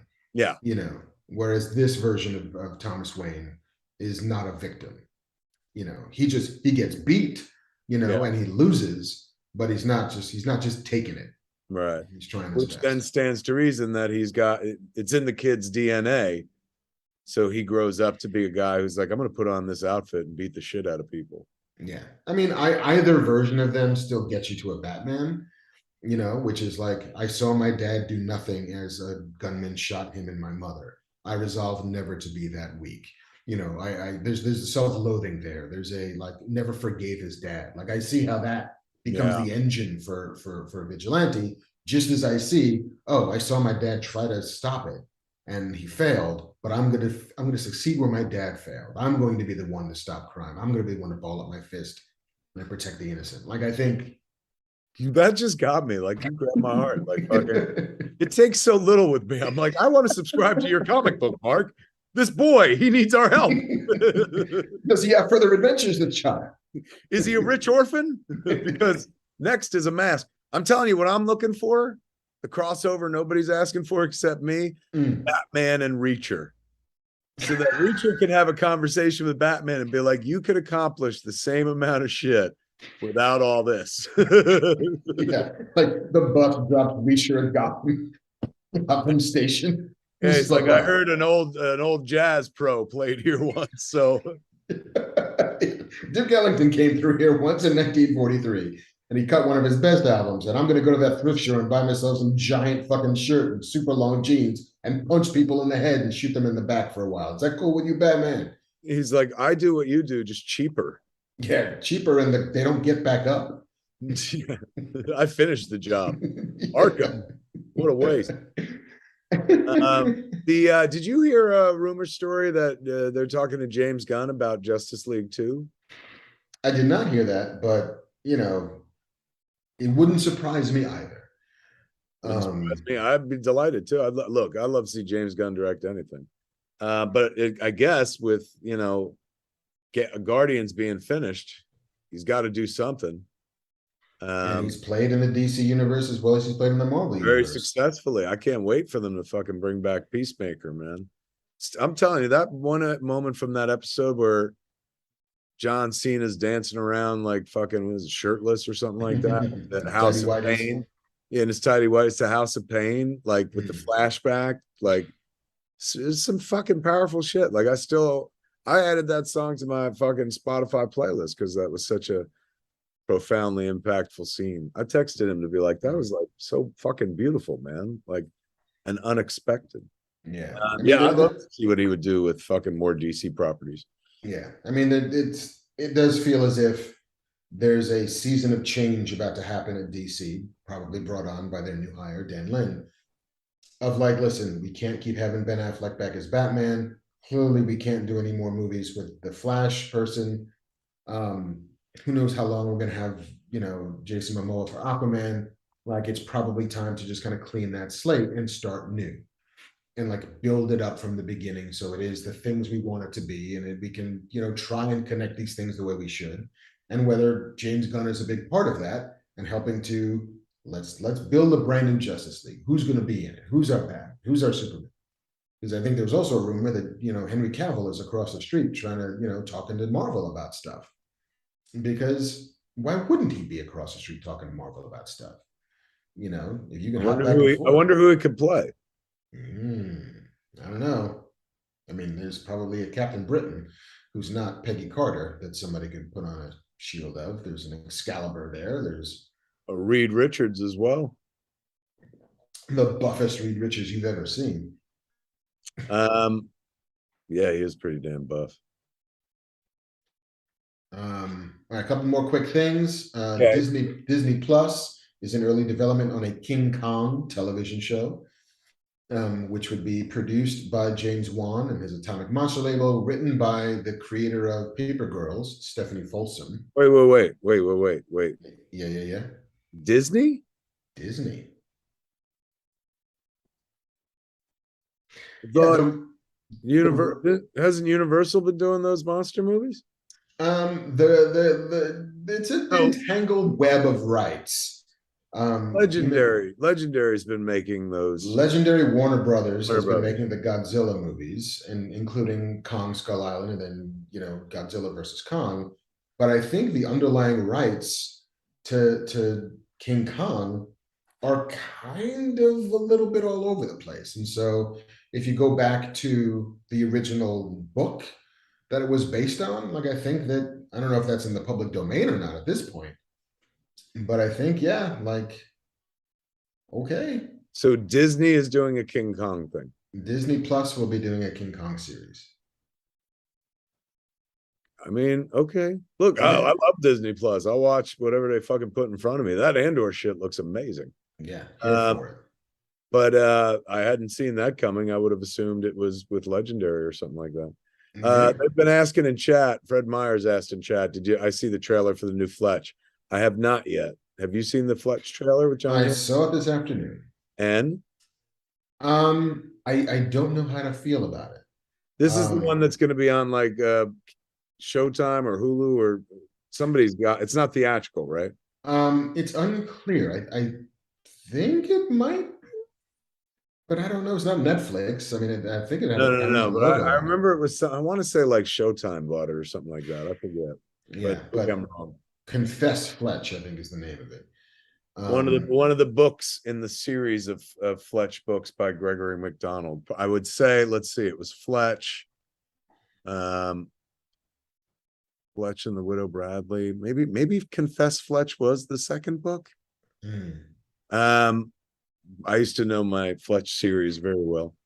But I look forward to it. I think he'd be an amazing Fletch, man. He's closer. I mean, I'm not taking anything away from Chevy Chase. He was a great Fletch, but in the books, he's like this impossibly handsome guy that everybody wants to fuck. And that's John Hamm to a fucking T. Yeah. I mean, I guess my memories of Fletch are so ingrained. Like, I've never read the book, so I have nothing to go on but the Chevy Chase of it all. And it definitely doesn't feel as goofy as the Chevy Chase movies. Right. The books never were. The books were he was humorous, and he also fucking used AKAs, but like not like the movie thing was him in all these different like outfits or personas. That was definitely more of a movie trope. Gotcha. So yeah, like because I have so little to base it on, I'm like, oh, okay, this looks like it could be a totally charming detective story. But it doesn't like, Fred Myers is saying it's a dual release in theaters and on VOD. So I was incorrect. It's not Showtime. It's both theatrical and you can watch it right, on demand on the day or whatever. makes sense. So yeah, I like look totally fine and serviceable. I'm just not a diehard Fletch fan to have a deep, big opinion about it. So I do look forward to your thoughts because I know you are that person. I almost made a Fletch movie years ago. I was Mm. trying to for years with Jason Lee as a young Fletch. There's a book in the series called Fletch One, WON, that Gregory McDonald wrote way late in the series. Mm. And that went back and told his secret origin story of how Fletch first got the job on the paper. One of my favorite fucking books of all time, still to this day. All right, what else we got news wise? We got one little quick thing. John Boyega doing press for his film Breaking, which I'd like to see. The trailers are really. What is it? It's very Dog Day Afternoon. It's very, or like John Q. It's very much about a guy who takes a bank hostage because he needs to have his story told, and this is the only way to get the media's attention. You know, I want to say that he's a vet who had gotten kind of screwed over. It's sort of unclear. A vet of the Star Wars series who got screwed over. A vet of the Star Wars series who got screwed over, which is very much his story. And so we did an interview on Sirius XM with John Fugelsang talking about his opinions, his perspective on Star Wars at this point. And I think one of the questions was like, "Hey man, would you come back? Would you come back and play Finn? You know, let's pretend that they decide they want to greenlight a Finn show. Is that a thing you'd want to be in?" And he says, at this point, like I'm cool not being in it. Like he's like, I think Finn is at a point where you can enjoy him in other things in the game and the cartoons, but he thinks that I feel that episodes 7 to 9 was good for me. But he also says that like he was at the forefront of the kind of the toxic or the toxicity of the fan base when he showed up to play Finn. That he's like it was brutal for him, and Disney had no idea how to deal with it because they didn't know it was coming down the pike. But he says that watching how Disney sort of rallied the troops around Moses Ingram, he's like, Moses being protected made me feel protected. It's like, it made me feel like, okay, I'm not, it's like when I started, it wasn't even a conversation you could bring up. And how they went through it. Let's just be silent. It wasn't a conversation you could have. But to see how blatant it is now, the racism, and to see Ewan McGregor come out and support, it fulfills his time in which he didn't get any support. But for all of this, he says, maybe when I'm 79 years old, maybe, and they give me an offer to come back and ride the Millennium Falcon, it's like maybe like Harrison Ford. I'll be like, all right, Chewie, I'm home. So, cute little story. But it is a cute story, but an underlining sadness of like, he didn't have a very good experience with Star Wars. No. I think Star Wars for him was incredibly fraught because he, like many of us, grew up loving it. You offer him the chance to sign up for it, and it was a little bit of a bait and switch. It's like that the way those movies should have worked is like it seems as if you put these two characters on a movie poster, and you introduce them young, and like they're going to grow up together, and like Finn had nothing to do in the rest of those movies. Finn went from being integral to window dressing. Yeah. And, I was never really written to or written for. And, it seems like that should have been a romantic story that they were never invested in making. And then the abuse that got heaped on him for being a Black person in Star Wars, who looked like he might at some point become a Jedi, was too much, apparently. And so it's like, you know what? Fine. I don't need to walk back in that pool.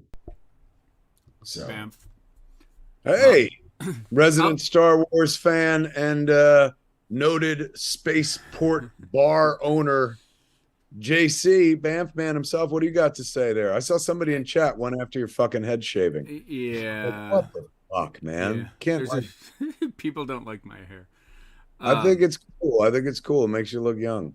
Thank you. It's also like I don't know. I have my own companies. I don't got to impress anybody except for Jen. Exactly. This guy like fucking, he can wear his hair like that as a true sign that he don't fucking work for nobody except himself. That's a big win right there. I'm my own boss. The tragedy of Finn is that we've seen an orphan from a desert planet become a Jedi before, and we've seen fighter pilots in Star Wars, but we never saw a character that was an Imperial turn into a rebel, or whatever they call it in the new movies. But he was a bad guy whose heart was so good he couldn't do it, and he had to turn into a good guy. And that backstory is the most original thing in The Force Awakens. And then it wasn't, like, I would have leaned the whole sequel trilogy into that aspect. Yeah. Talk about redemption, you know, like fucking you're talking about a guy who starts with the bad guys and works his whole story arc to be with the good guys to defeat the bad guys. You're right. It was kind of like they hadn't done that storyline in any of the Star Wars movies before. No traitors, no flippers, right? It could have been and again, so cool. Yeah, and he comes to that realization on his own. You know, he doesn't need to really come into or into contact even with a Jedi to show him the right way or whatever it is. It's like, no, I knew it was bad, and I did the thing that none of the other schmucks in my outfit would do, is I left. You know, and now I'm a wanted man. You know, I think it's so captivating. It's so strong. You know, that you're right. It's money they left on a table. It's story they left untold, which is a shame. Is that the last of the stories? It's the last of the news, my friend. There it is, kids. There's your fucking news. You wanted it, you got it, Bernardin. Did I just open a hotel in the Poconos? Yes. Speaking of showing up, what is today? Thursday? Yeah. Saturday and Sunday, meaning like not tomorrow, but the day after. I'm going to Toronto, Mark, for Fan Expo Canada. Toronto, as they say, where I'll be taking pictures with the Clerks cast, as well as my kid. This is her first con. She's Earl Summers, Harley Quinn Smith. I was like, what about Jay and Silent Bob reboots or Yoga Hosers Harley Quinn Smith? She's like, that's okay. Earl Summer, Harley Quinn Smith. So I'm going to be taking pictures with her, signing stuff. Me and Jay do Jay and Silent Bob Get Old on Saturday night. Sunday night after the con, because I'm there 2 days, we're doing a screening of Clerk at the Scotiabank Theater, the Cineplex. And me and Malcolm, the director, Malcolm, not Clerks III, but Clerk, the documentary of my life. Malcolm directed it. He's from Toronto. We're having that screening on Sunday night. Come on out and join us, kids. Tickets at csmod.com. And then don't forget, 1 week after that, 1 week from this Sunday, the convenience tour begins. Red Bank, New Jersey, man. Follow me across the country as I show people Clerks and then take a bunch of shit for it in person after the movie at a Q&A. Clerks3.movie for tickets. And then in between all of that, we have the last Cantina show for a very long while. That's right. When is that? That's happening Tuesday, isn't it? That's the 30th of August, I believe, if I know how calendars work. So kids, this is your last chance for a while to see us do West Coast kids. This is your last chance or East Coast if you feel like getting on a plane and coming to join us. Yeah, we're not going to stop you. This is the last chance to see us, me and Mark, do it in front of you. Cuck us out until I'm done with the Clerks 3, the convenience store. Yeah, some of that shit where you're like, make that eye contact. Tickets available right now, probably at csmod.com, but definitely at the Eventbrite site, wherever JC always puts our tickets up for sale. Come on out and join us, kids, before I hit the road. And who knows, man? Maybe I'll never come back. This could be the last chance to see Fat Man Beyond live. Don't miss it. Get tickets right now. Give us your money. And let us oral you. Yeah. All right. Next up, of course, we're going to do some Q&A, kids. But before that, we got another sponsor, ladies and gentlemen. We don't do this show without somebody powering it, fueling it. And tonight, the second half of Fat Man Beyond is fueled by that which gives rise to all challenges, Mark. It don't get harder than this, kids. I would like to erect the case for Blue Chew, ladies and gentlemen. BlueChew.com is where you want to go. Go to BlueChew.com right now while we're talking about Blue Chew. Because you could try Blue Chew free when you use our promo code FATMAN at checkout. Just pay $5 for shipping. You can get free Blue Chew for $5 just for the shipping cost. You can try it out, pop it in, be like, we'll see. And then you will see. It's like fucking Popeye, man, with the spinach. You pop the can.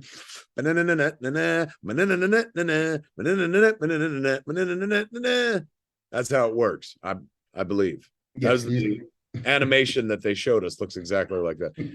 That's BlueChew.com, kids, with the promo code FATMAN to receive your first month absolutely free. You don't get a better deal than that. Visit BlueChew.com for more details and important safety information. And we thank Blue Chew for sponsoring this podcast. Mark. Yeah. Guys, confidence can take you far in life. It can also help you in the bedroom, especially when it comes time to step up to the plate. What? I'm talking about, you know what I'm talking about. I'm talking about L'Amour, boy. I'm talking about SEX. Raising Arizona. I just rewatched that. What a brilliant movie. That holds up and shit. Can you remember any other time that Nick Cage and Holly Hunter have worked together? No. Why not? They were so fucking good in that movie. I'll do you one better. Can you think of another time the Coen brothers worked with Nick Cage? No. What happened? Like one of the greatest pairings of all time. That performance is fucking, my name is H.I. McDonough. Like amazing.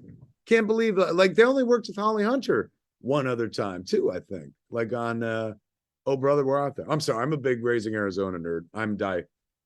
We ain't here to talk about Raising Arizona, kids. Oh, well, we are talking about raising shit because we're talking about Blue Chew. If you've named your penis Arizona, let's talk about raising it. Absolutely, man. Blue Chew is a unique online service that delivers the same active ingredients as Viagra and Cialis, but in chewable tablets at a fraction of the cost, man. You can take them anytime, day or night, man. So you can plan ahead or be ready whenever the opportunity arises, kids. And I don't know if you've been getting these implications, but this is me miming boners over and over again. Yeah, I went bigger. I went the full arm. Did you? So this is mine. Mine's like thumb dick. So just like that. Here we go. Pete Furman wanted to know. Here. Pete Furman in chat wanted to know if I use Blue Chew to get my hair to stick up straight like that. I don't. I saw somebody else in chat said that the what is the mohawk if not a middle finger to the world? And I was like, yeah, yeah. The between Blue Chew and Manscaped, you can look so big. Right? That's true, man. You can pop the Blue Chews, and while you're waiting for him to kick in, you pull out your lawnmower and fucking shave your shit, make it look even bigger and stuff. Yeah. Good point, man. Yeah, make him sure. Man came in to be like, here's a tip, here's a life hack to make your dick look bigger, and then he just left. Just like that. Yeah. Like shave him clean or get a smaller person to have sex with. Yeah. Small hands make your dick look big too. It's an optical illusion. Forced perspective, it's called. The process is so simple, kids. Sign up at BlueChew.com and consult with one of their licensed medical providers. And once you're approved, by God, you're going to receive your prescription within fucking days, man. And the best part, this is all done online. So no visits to the doctor's office, no awkward conversations where you're like, look, I want a stronger boner. And he's like, you could use better fucking terms than that. Say a record. Feeling noodly. Yeah. Can you help me from feeling noodly? Blue Chew's tablets are made right here in the good old US of A, man, where we make all the good shit. Fucking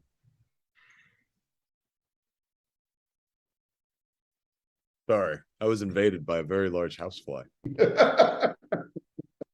Remember last show? There was a fucking roach came out. What is with this buggy house I live in? I'll tell you what it is. My wife has this fucking fresh air policy where she opens up every fucking window and shit, and every living thing. Yeah, I'm talking about you. Every living thing comes in and fucks with me, Mark. I need to pop a few Blue Chew to take all of these insects, man. You can reload your arms like fucking Cavill and just get after it. Blue Chew, man. The tablets made right here in the USA. They come in discreet packaging. Blue Chew is everything, kids. Blue Chew is a religion. Join it. Pray to Blue Chew. Don't forget, we've got a special deal for our listeners. Try Blue Chew free for nothing. FOC, free of charge. When you use the promo code FATMAN, all one word, at checkout, all you're going to do is pay $5 shipping. That's bluechew.com. BLUECHEW.com. Promo code FATMAN to receive your first month free. Crazy good deal. Visit bluechew.com for more details and important safety information. And we thank the good folks at Blue Chew for sponsoring this here podcast, man. Get your dick pills for no bills. Look at that. Fucking, they need you. I've been thinking about that all day. Bernardin copy right there. Let's see, ladies and gentlemen. Now that we've gotten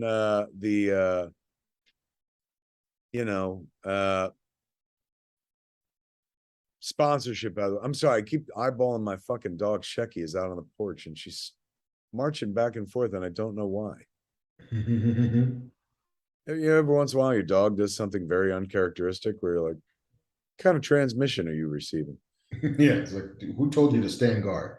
Yeah, really. All right, fucking JC, man, it's time to hear from the audience. They get to ask us questions. We get to answer those questions. JC is going to facilitate providing with us with those questions. Banff Man makes it happen. So here we go, kids. We're off to the races. We're at the Q&A part of this long ass show. We started what time? 4:15? Yeah, 4:30, I think. 4:30. So we're already at the 2 hour and 15 minute mark. So if these answers are circumspect and short, forgive us. Still 90 minutes shorter than the last show. I know. 3.5 hours. Thank God for the internet. That's why, fucking it's such a good thing that Sesame Street went to YouTube, man, because people got time on YouTube. Yeah, just keep on rolling. I saw a lot of people in chat today who were like, because we started so early, they're like, I never get to see this show. This is fun. It's always cute when people are like, I had no idea how much fun the show is to watch because they normally just listen to it or something. Yeah, watch us. Cuck it out. Look at me and Mark. Look at us. Look right here.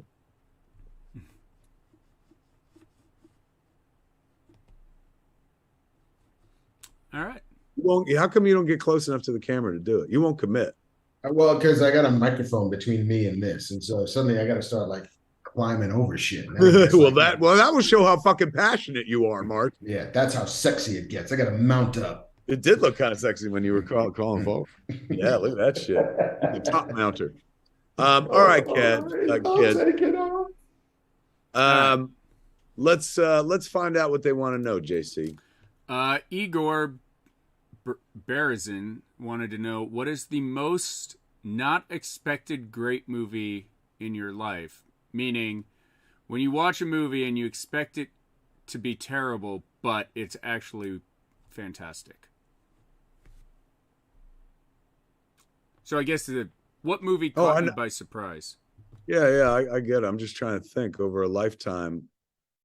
I don't go into much going like, this is going to suck. Like, I go in hopeful for everything where I'm like, oh, this movie's going to be amazing. And then, fucked again, tricked. I'm trying to think, has there been something where I was like, this is going to be fucking dumb? And then I was like, ooh. Bamf. Mine, Pirates of the Caribbean. I thought it was going to be terrible. Oh, excellent point. Great. All right, you know what? Based on that, I do have one as well, because I too was in your camp. When they announced Pirates, I was like, what? Why? And then, it turned into a great series.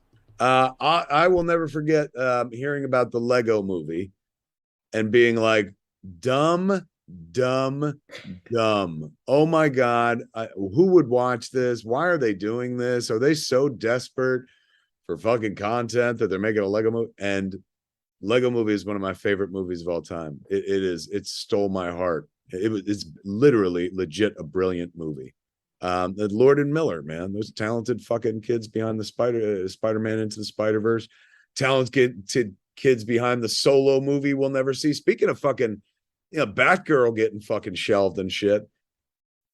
Disney's got some of those fucking, there's a whole ass Solo movie, which I would like to see pull out of the vault, the Disney vault. That'd be amazing. But yeah, man, I that Lego movie is still magic to me. I still get chills thinking about it. The crackle. Craggle. That was it. Yeah, fucking such a good movie. What about you, Mark? You got one?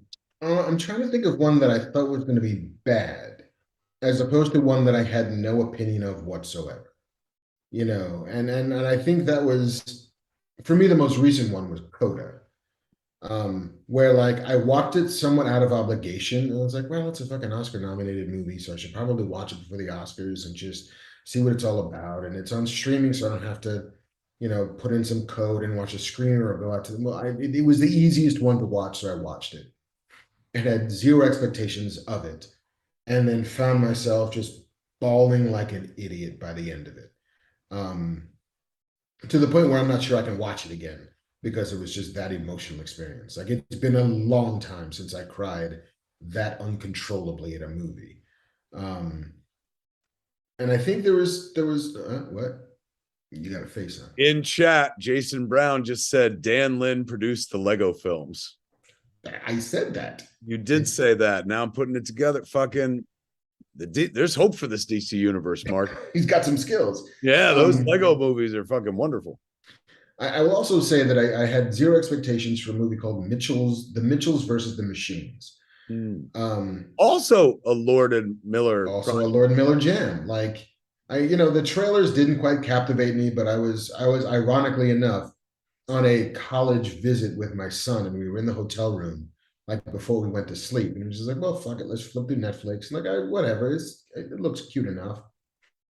And it just so happened to be a story about a family moving their kid into college, as I'm on a college tour with my kid.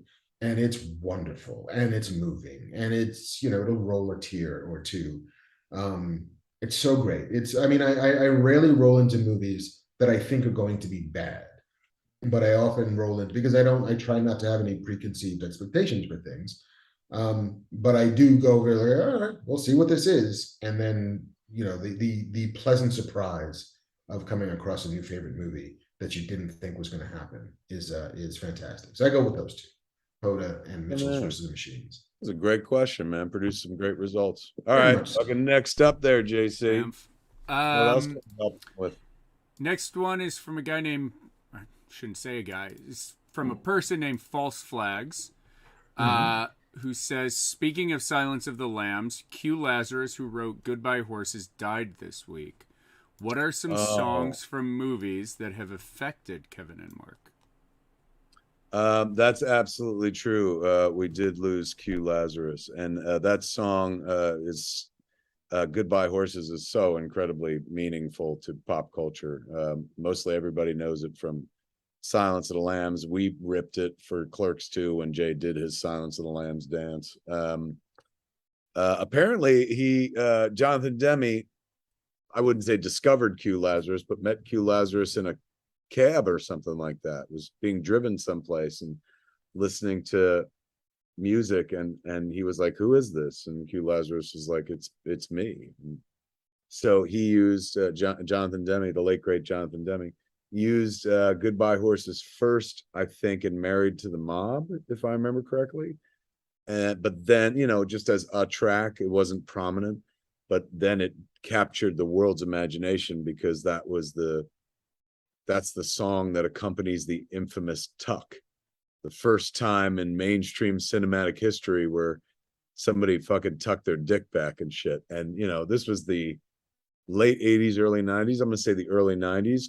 Was it 91 that Silence came out, or 92?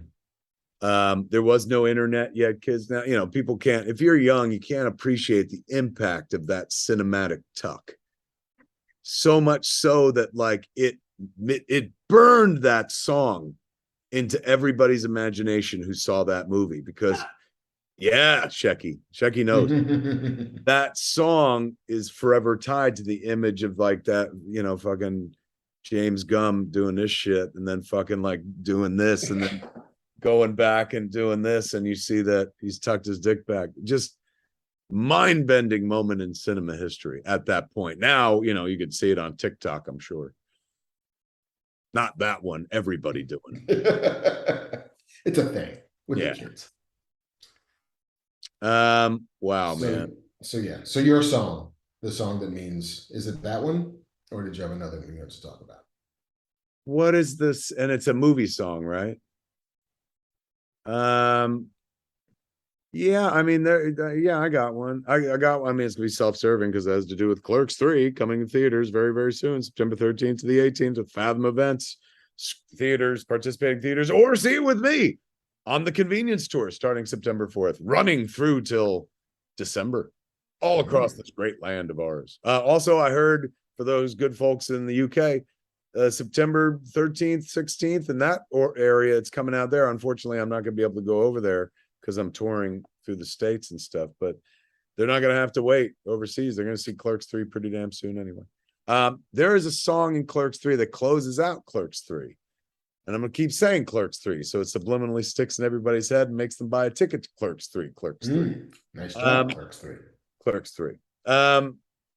The song that ends Clerks 3 is a song by John Gorka that I've been trying to get into a movie forever. And it's a song called I'm From New Jersey. And it is, I remember the first time I heard it was in another movie. It was the closing credits track of a film that was shot in my neck of the woods in New Jersey called Fathers and Sons, that starred Jeff Goldblum and Roy Cochran. And I watched the movie when we got it at RST Video because I was like, oh, they shot that in Highland. And, when the movie ended, this very melancholy John Gorka song kicks in that has one of my favorite lyrics ever written, where he says, I'm from New Jersey. It's like Ohio, but even more so. Imagine that. And, pretty profound if you're from the state. So I fell in love with it in that movie, Fathers and Sons, and like always tried to use it in Jersey Girl. And then it wasn't like we weren't allowed to. It would just eventually fall out of the cut, or somebody had some other song. But Clerks 3 ends with the John Gorka song, I'm From New Jersey. And that's a powerful song. I think I first heard that tune on that movie in 91, 92 when it came out. And it was such a great fucking song that made such a deep impact that, 30 years later or more, I'm using it to close out like the most biographical film I've ever made to date, the most personal movie I've ever made to date. And using the anthem, the melancholy anthem, I'm From New Jersey by John Gorka. So yeah, I would say that song made an impact. That's a movie song that made a deep impact in me. You? My knee-jerk reaction was Tiny Dancer from Almost Famous. Right. Beautiful moment. It's a beautiful moment, and that movie means a lot to me. In like, I first saw that movie when I was a young entertainment journalist, not nearly as young as young William Miller is in that movie, but still relatively new into the business, and that feeling of being a little bit under water and not knowing, if you're up to the task, and you do have some talent, but you're not sure if you can do the job, and like trying to find out where home is for you and what it means, like all of that stuff. And then that song is this wonderful crystallization of community. And so I do have such a soft spot in my heart for that movie, and I do love that moment. But there's another movie that meant quite a bit to me in the 80s because it's so fucking it's the kind of 80s movie you see and we're not sure you could feel as bad as humanly possible after watching it. But the movie's The Last American Virgin, which is this devastatingly cratering movie about young love that goes awry. About which the way you've described it is poetic, but this is sold as, conceived as, and portrayed as the tittiest teen titty movie of all time. It was like it was based on an Israeli series of films called Lollipop, I believe. And the same filmmakers made the Last American Virgin. They just made an Americanized version of that movie. And, you know, like most 80s teen movies, it's boys who are very preoccupied with sex. But this took like Porky's and amped everything up. They saw Porky's and they were like, oh, that's what you're allowed to do? All right, fuck it. This is what we're going to do.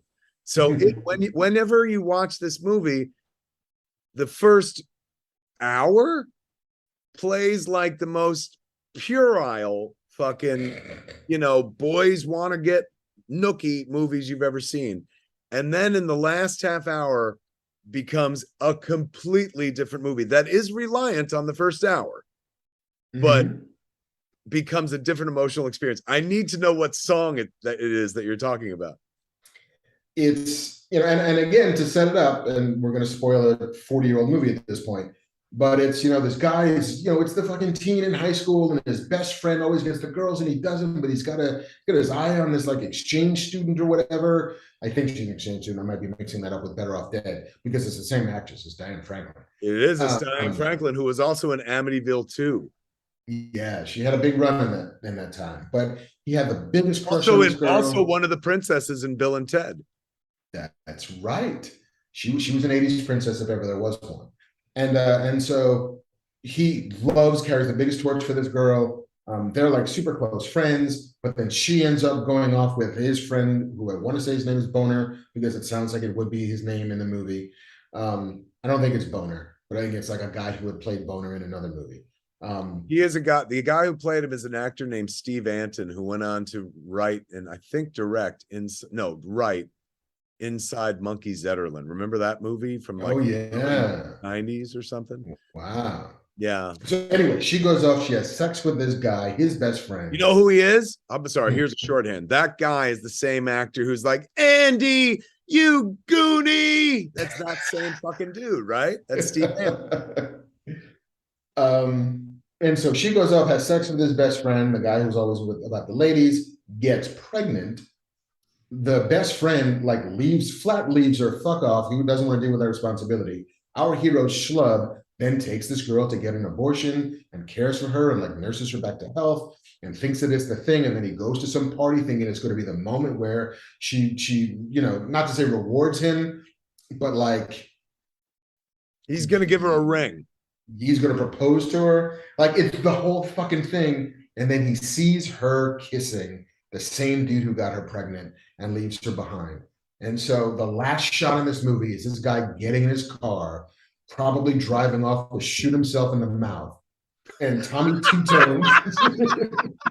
I never thought of that. It's possible. It's possible because if a person has ever been as emotionally devastated as that guy, I've never seen another one. And so he's driving over in his car, and then Tommy Two-Tone's like Teen Angel Eyes comes on the fucking stereo. And it's the saddest thing you've ever fucking seen. And what is your memory? What song is it? I'm pretty sure that it's Tommy Two-Tone, Teen Angel Eyes is the name of that song. I'll bet I'll put hard money, big money, folding paper money. Yeah. On Open Arms by Journey. No. I know exactly what one it is because it haunts me. And I've had this song on playlist, either on cassette or on mixtape made for girlfriends, or on my CD collection, and of course now on Spotify. You ready for it? Bring it. I did my best, but I guess my best wasn't good enough. Because Lord knows we're not getting it. Right. Yes. Quincy James Ingram, man. Yeah. Song kicks in and you're like, oh my God, like this movie, which has all been all about like we all try to fuck a hooker and get crabs and shit like that. Like good old good times, dirty good times. Let's measure our dicks with rulers and shit like that. Ends with this emotionally devastating fucking gut punch where this guy is driving haunted, and this fucking song, which is the last song in the world you ever imagined would end a teen titty comedy. It is like one of the most melancholy meditative songs since I'm From New Jersey. And it's this guy incongruently driving, a teenager listening to this like devastating song about like a broken marriage or some such shit. It's fucking, is that the moment? That's the song? That's the moment. That's the song. Because I think, yeah, the Tommy Two Tone comes after that. Comes right afterward. Because as the credits roll in, then they play like an upbeat song. That's so fucked up, man. But yeah, that moment haunts me to this day. I haven't seen the movie in 20 years, maybe more. But like that defined what I thought teenage love was going to be. Like awful and the worst. And, you know, it did prove out to be kind of prophetic because I did not have a great love life in my teens. And like my big high school girlfriend kind of fucked me over. And so. Oh, really? Yeah. Well, wait a second. Did you try your best and your best just wasn't good enough? Apparently. Because Lord knows you're not getting anywhere. No. But so yes. You're the guy that's driving around fucking. Oh, absolutely. Just once. Yeah. Figure out what we keep doing wrong. You know, like trying to set my GPS for a cliff to drive off of.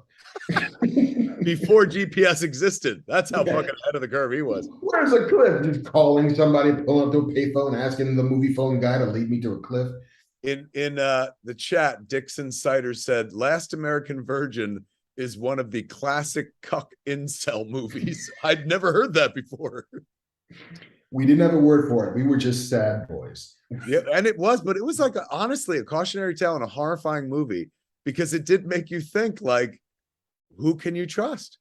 Like you can't trust your girlfriend. She turned around and fucked his friend over. It, you know, in retrospect, it is kind of a fucking incel movie, isn't it, man? I mean, it was the like crystallization of the theory, which I don't think is proven out over the course of my life, but there's nothing good about being a nice guy.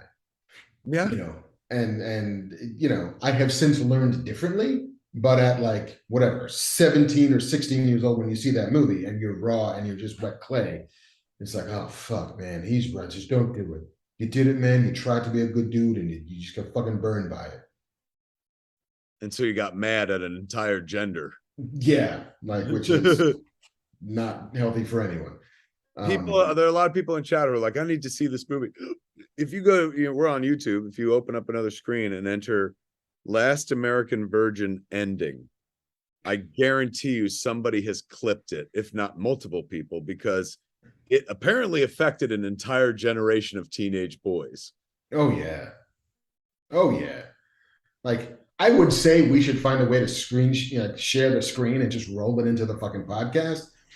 Except we would get booted off of YouTube. We would, absolutely, totally. Like maybe we do it as the closing credits of the podcast, so that if they close the feed, yes, then it won't matter.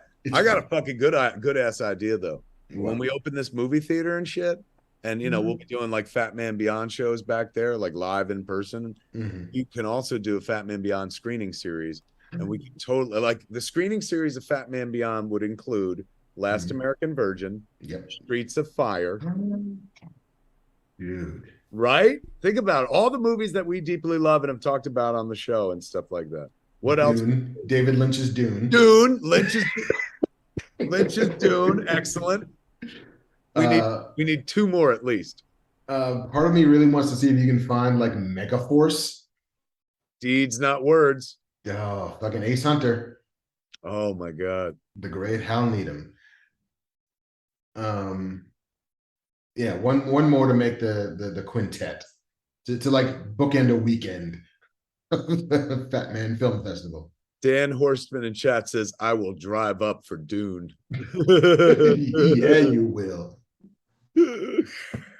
All right. One more question. Yeah, I think we got another question. What about JC? Do you have I've an got answer? one that's really strange and will show my age a little bit. When I was like 10 or 11 when Robin Hood Prince of Thieves came out, and when Everything I Do It For You plays at the end of that movie, it was the exact opposite of your guys' experience, where I was like, this song and these lyrics have got to mean what love is. Like, this is it. Like, Bryan Adams somehow bottled love and put it into the notes of this song. Like, it made me feel things at 11 that I didn't know I could feel. And then years later, in 2018, 2019, when Jen and I were talking about our wedding, she's like, I really want a wedding that feels like the end of Robin Hood Prince of Thieves, like in a forest with leaves and petals falling. So it got her too. So that's the song that means a lot to me, because it's so cheesy, but like at that age, I just was like, oh, I get it now. I really get it now. I'm with you, man. I remember the power of that song. He's a good movie song guy, because remember he also did when you love a woman, tell her that she's really wanted, from Don Juan DeMarco. Oh my God. And then he also did the Three Musketeers song with Sting and somebody else, right? Like all for one and all for love. Yes. Yeah, man, that Bryan Adams song's cut like a knife, bitch. Thank you. All right, fucking enough blowing Bryan Adams. Although when I think of him, and the movie song that instantly comes to mind for me is Real Genius, when they do the laser thing across campus and he follows the big party. They play One Night Love Affair is playing when the guy who's having the kid build the fucking laser mirror or whatever fuck, when he comes to Dr. Noah Hathaway comes to say he's really disappointed in Mitch and shit. That song's fucking playing and he's all bummed out. Shit. One Night Love Affair. This is the Bryan Adams podcast, Bryan Adams Appreciation Podcast, ladies and gentlemen. Next week we'll talk about Summer of '69. Yes. Another episode of Crying for Bryan. Crying for Bryan. What's our final question of the evening, Ben?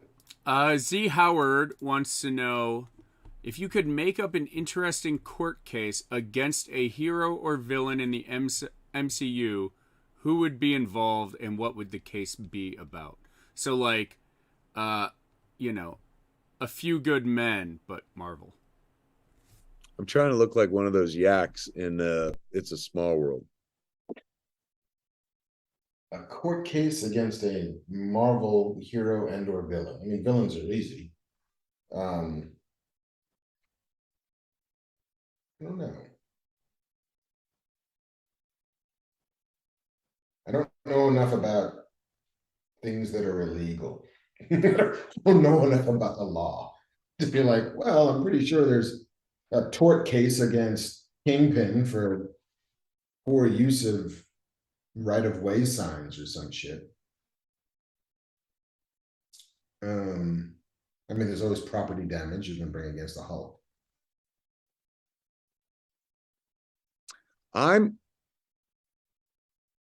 What is the question again? I think I got one. Interesting court case in the MCU. Has to be MCU? Fuck, I was about to enter the DCU. I mean, there's no rules here. Go ahead, Mark, you go first. Okay. I would have Greenpeace, I think, or somebody bring an environmental suit against the Eternals for leaving a gigantic half of a deviant erupted in the ocean and then just walking away. Like, the fuck are we supposed to do with this? Like, It's ruining all kinds of natural habitats. I'm sure there are breeding grounds for whales and fin sharks and whatever that are now fucked up because there's half of a dead god here.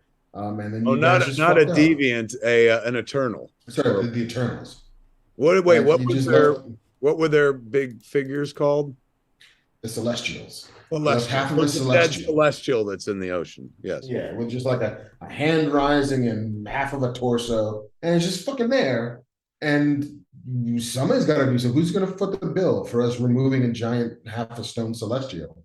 And it seems as if the Eternals, if they were smart, would have started a bank account in 0 AD, and the interest alone should have been enough to pay for the removal of a half a celestial. Yeah, I think it's an environmental suit, brought maybe by like the World Health Organization or some shit.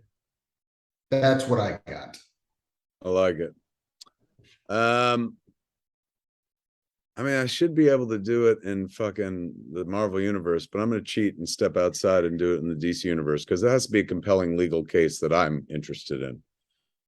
And so, I think it would be amazing if a low-level hood, doesn't have to be the Joker, a low-level villain in Batman's Rogues Gallery, filed a lawsuit against Batman for harassment and assault. You know, or worse. What is it called when they fucking punch you and shit? Battery. Oh, battery. And so that course, that I mean, like Batman's all about the law. Granted, he works outside the law, but he's all about justice and shit. You know, first you gotta get a fucking subpoena to him or whatever fuck. Like, will he show up to court? If he shows up to court, you can make him fucking unmask. Because you could be like, ladies and gentlemen of the jury, he's lying. He's a liar. A man in a mask sits in front of us and we're expected to believe the truth is coming out of his mouth. I say nay. That's the case I'd like to see. I see. I really love this episode of like Law and Order, you know, because it's the serious version of that SNL bit where it's like, hey, Batman. I hate that fucking guy. He beat up my cousin, like he broke my elbow. Like my cousin Pino's nose don't work right anymore. It's like, oh, he's just doing things that are good for the city. You guys talking about Batman? Yeah. Yo, I hate that guy. But yeah, it's like, you know, how you subpoena Batman's like, and now you've got the poor fucking process server who's got to like track the crimes and try to follow Batman all over Gotham City. So eventually just hand him a fucking envelope to show up in court. I would watch this episode of the DCU legal files. I know, right? Like you could take Superman into court and compel him to reveal his secret identity. Number one, he will show up because he's fucking Superman. There's no way he's like, I answer to no man. Like, of course he's going to be like, I got a subpoena, so I'm here. And he'd be polite and shit like that. But, you know, as if you're cross-examining that motherfucker, you could just be like, Mr. Man, what can I call you? Well, my name is Kal-El. Mr. L, just Cal is fine. That's too familiar. I guess I'll just go with Superman. Superman, you do understand that even your name sets you apart from the rest of us. You know, your name by literal definition means that I am a man, but you are somehow a Superman. Do you believe you're above this court? And then you hit him with, hold on, I'm in the middle of my case, Your Honor. Then you hit him with, Superman, do you, like some of your super compatriots or your masked compatriots, maintain a secret identity? And Superman would have to respond like, yes, I do. For the safety of those that I love and those around me, I have to keep a separate identity from this one. But it's safe to say, Mr. Superman, that you don't wear a mask like, say, Batman or a Green Lantern. This is your real face. do you look like this when you're in this other persona? And then he would have to start fucking spilling details, man. Fuck Lex Luthor. This is how you get the Man of Steel on details. You get him in court for tax evasion like Capone. I mean, the other thing you can do is Clark Kent gets brought into court to reveal a source for one of his stories in the Daily Planet. And that source is him as Superman, who saw and did and witnessed all of this stuff. And so my wife just came in and went, still? I want to watch Nope. Yeah, we've been on for 3 hours. We're almost done. Almost done. So much news. And so Clark Kent gets brought in and says you have to reveal your source or you're then in contempt of court. And Clark Kent won't reveal himself as his source. And so Clark Kent then has to go to jail because he won't reveal himself. And then a bunch of crime shit happens because Clark will never break out of jail and he will never reveal his source because he's a good journalist. And so you've now got a week without a Superman because Clark Kent is doing the right fucking thing. Where can I read this comic book story, Mark? No place apparently, but in my brain. Good fucking story, man. Fuck, I'd watch that. That's cool. That's a good fucking 5-issue series, 7-issue series, right? A week without a Superman. And it's fun. It's got the hook of like a world without a Superman, but a week without. Bamfman's back and he got overruled before. Bamfman, what were you going to say? I don't know, but whatever Mark just said, forget doing the comic. Call the dude from Lego Movie. Let him know. That's how you open up the DCU again. And then the other superheroes are like... That's what kids are clamoring for, to see Superman in a legal drama. I showed up for Superman and I got this dude behind a cage. He's Clark most of the time and he's sitting in a jail. Look, that being said, I could direct this Superman movie. Done and done. It's a dude sitting in a jail most of the time being like, boy, I wish I was doing heroic things. And everyone coming in and being like, you wouldn't believe what's happening just outside these walls. Toy Man attacked with a giant fucking tin soldier. Too bad we can't see it because Clark's in jail. Yeah, just guards keep coming in telling him the bad shit that happens. Like, you wouldn't fucking believe it, man. Swear to God. The cheapest Superman movie ever made. It's like Smallville, because you never see him in the fucking suit until the very, very end. Yep. When finally Clark, somebody comes in and is like, the judge voided your contempt of court, Mr. Kent. Obviously, Jimmy Olsen. And, he gets out of jail and he says something pithy, winks at the camera, and then fucking... Yeah, like Lois Lane needs to actually come in and tell the fucking judge the secret of Clark Kent so that the judge can then void the contempt of court and say, whatever. Like, extenuating circumstances. So she'd literally entrust the judge with the secret? Justice is blind. And she'd have to find some way, not blackmail, but she'd have to, whatever. Maybe the judge is really old. I don't know, but you'd have to have the way that Lois saves the day and rescues not just Metropolis, but the world, is by revealing to one person she hopes she can trust the secret of Clark Kent. Bobby James in chat says, I'm sorry, but I remember reading that story. I don't. Uberku says they made that movie. It was called Hancock. Is that what Hancock was about? Not really. I remember Will Smith flying around and doing shit in Hancock, not sitting in. Yeah, like putting people's heads up their own asses or something. Yeah. Like he was a drunk superhero who eventually goes to prison for like just violence, and he signs with Jason Bateman, who's a PR guy, and so the PR guy recommends that Hancock go to jail to save his public image, and that's when he puts people saying, "You say one more thing about this, I'm gonna ram your head up that guy's ass," and then does it. And then eventually gets paroled from jail and becomes a superhero. But I don't remember it nobody was a journalist who gets sentenced for contempt of court to spend 45 days in jail. And then here's a fucking pitch. Viticus in chat says, or do a Miracle on 34th Street ending where the post office and thereby the U.S. government recognizes Superman as a foreign diplomat with diplomatic immunity or as an endangered species. That's a good fucking idea. He could be an endangered species. He's the dodo. Yeah, like literally, like, because they say species, it's just never been a humanoid species before. It's always been like a quadruped or an animal or something like that. But he would be literally, he's the last of his fucking kind. That's clever. Yeah, I don't know what Superman on the endangered species list. Yeah, I don't know what that gets you. Like, what kind of grants get, what powers? Probably get you a huge. I bet you get you a huge tax write-off because Zaslav's about to put them all on the endangered species list. Yeah, like Clark's like, what money do you think I have? I'm a journalist. That's a good answer. Good question, man. JC, you got one?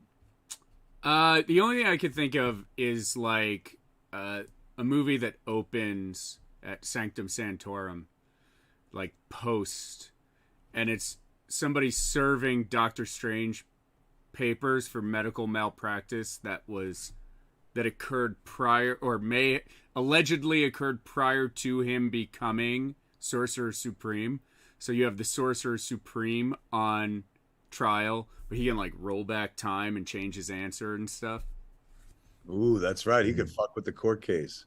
And he's not like Superman. We've seen that Doctor Strange is morally flexible. Right.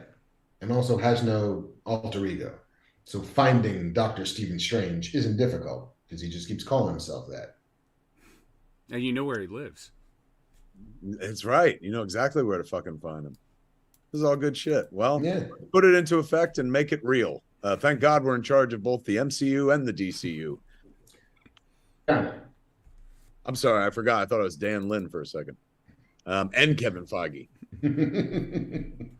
That was fun. That was good. That was a good question. Yeah. For a second there, I was like, oh, I don't know if I got anything for this, but that yielded fucking pretty good shit. Once we moved it to the DCU, everything. We were stymied by them. We didn't answer the question. We circumvented it, but it was a response nonetheless. Yes, we reject the premise of your question and pose a different one. Kids, if I know my show correctly, I got to grab the bull by the horns and let you know that that's it. We're done. We're out of content. We did it all. Ain't nothing more to say. That's tight 3 hours. That's all I can stand because I can't stand no more. I believe that was a Popeye saying. Popeye Doyle, the star of fucking The French Connection by Gene Hackman. Dad jokes and references for those born in the 70s, kids. Yeah. You like hot 1972 cop dramas? Here we go. Free Jaws, Roy Scheider. The era of Friedkin, man. Kids, are you satisfied? Are you not entertained? Or whatever the fuck. This free show is over. That means you ain't got anybody to bitch to but yourselves, man. It's about to be done. So if you want to tell us what a waste of your time this was, or how we suck, the window's closing because the show is at an end. We shot our wad. We're shooting dust now. We got nothing left. Nothing but glitter. Coming at us for a third round, but it's like I'm just gonna be pounding, and it's probably not even gonna get hard. It's gonna hurt me. Just pushing rope at this point. You know, it'd be helpful though. Some of that Blue Chew you read about. BlueChew.com, ladies and gentlemen. Go to BlueChew.com. Manscaped that shit, Blue Chew that shit. We thank our sponsors, the Manscaped folks, the Blue Chew folks. We thank you, the audience, for hanging out with us, giving us something to fucking. Otherwise, it'd just be us talking to each other and shit, which is nice. I like talking to Mark. Yeah, it feels like we get more done if we talk in front of people. It's weird that way, but it happens. Don't forget, kids, Clerks 3 is on its way. Clerks3.movie for tickets. Don't forget, this very weekend coming up, Fan Expo Canada. I'm going to be in Toronto. We're doing Jay and Silent Bob Get Old Saturday night. We're doing a screening of Clerk on Sunday night. Get tickets at csmod.com. Don't forget, kids, on Tuesday of next week, here in Los Angeles, the city of angels, right there down on Hollywood Boulevard at Scum and Villainy Cantina, we're going to be doing what probably will be the last live Fat Man Beyond show for quite some time, maybe until at least December. So you want to come out, man, send me off as I go off on the convenience tour. Come see me and Mark. Tickets available at Eventbrite, probably. Yeah, and C-Smart. And C-Smart. They'll be on our social feeds at some point. Absolutely. Come out and hang out with us, man. Fucking give you the inside scoop and shit. Still like one of the best tickets in town in terms of like, if you wanted to see us, like you can't get closer. If you wanted to kill us, this is the best opportunity. I'll tell you right. If you wanted to stop the convenience tour, here's your chance. Tuesday night, come in Villainy Cantina. No blasters allowed and no fucking droids either. Do you enjoy yourselves, kids? If you did, it's because Banff Man brought you to us. Everyone help give it up for Banff Man with his fucking killer young boy haircut. Look at him. No, what a young It's radical right there. The very definition of punk. He ain't giving it up. He may be fucking a middle-aged business owner with his own home and fucking family and shit, but he's still dedicated to the cause, kids. He answers to no one. He's got a mohawk, which is, as we all know, is the middle finger to the fucking world. Give it up for JC, ladies and gentlemen. Taking it to the man. But there ain't no fucking show without the other guy. The dude down there, or down there. Dude. There it is. Always fuck. I'll never get this right. Whatever the fuck. The other guy. The guy that ain't me, for Christ's sakes. Marvelous Marc Bernardin, ladies and gentlemen. Thank you, Mr. Smith. Who you could see in on the Daily Mail website today, dressed to the nines from the Clerks. Looking sharp. Looking very sharp. And you, of course, can also see in Clerks 3. He's there. He's in there. Clerks cartoon fans. He plays Lando. Made the cut. He made the cut. He's in the movie. There it is, my friends. I think our show is at an end. That is Fat Man Beyond for this week. Tune in next time. I'm Kevin Smith. I'm Marc Bernardin. Tune in next time. That's right. Same fat time. Same fat channel. Smodcast.com or youtube.com/Kevin Smith. Jeff's Kiss, my friends. Mwah. Oof. This is the cat. Greetings, everybody, and welcome to the AKA Ask Kev Anything. Every saga has a 10-year anniversary, ladies and gentlemen, and this is what happens when Jay and Silent Bob get old. I'm Kevin Smith. Cheers,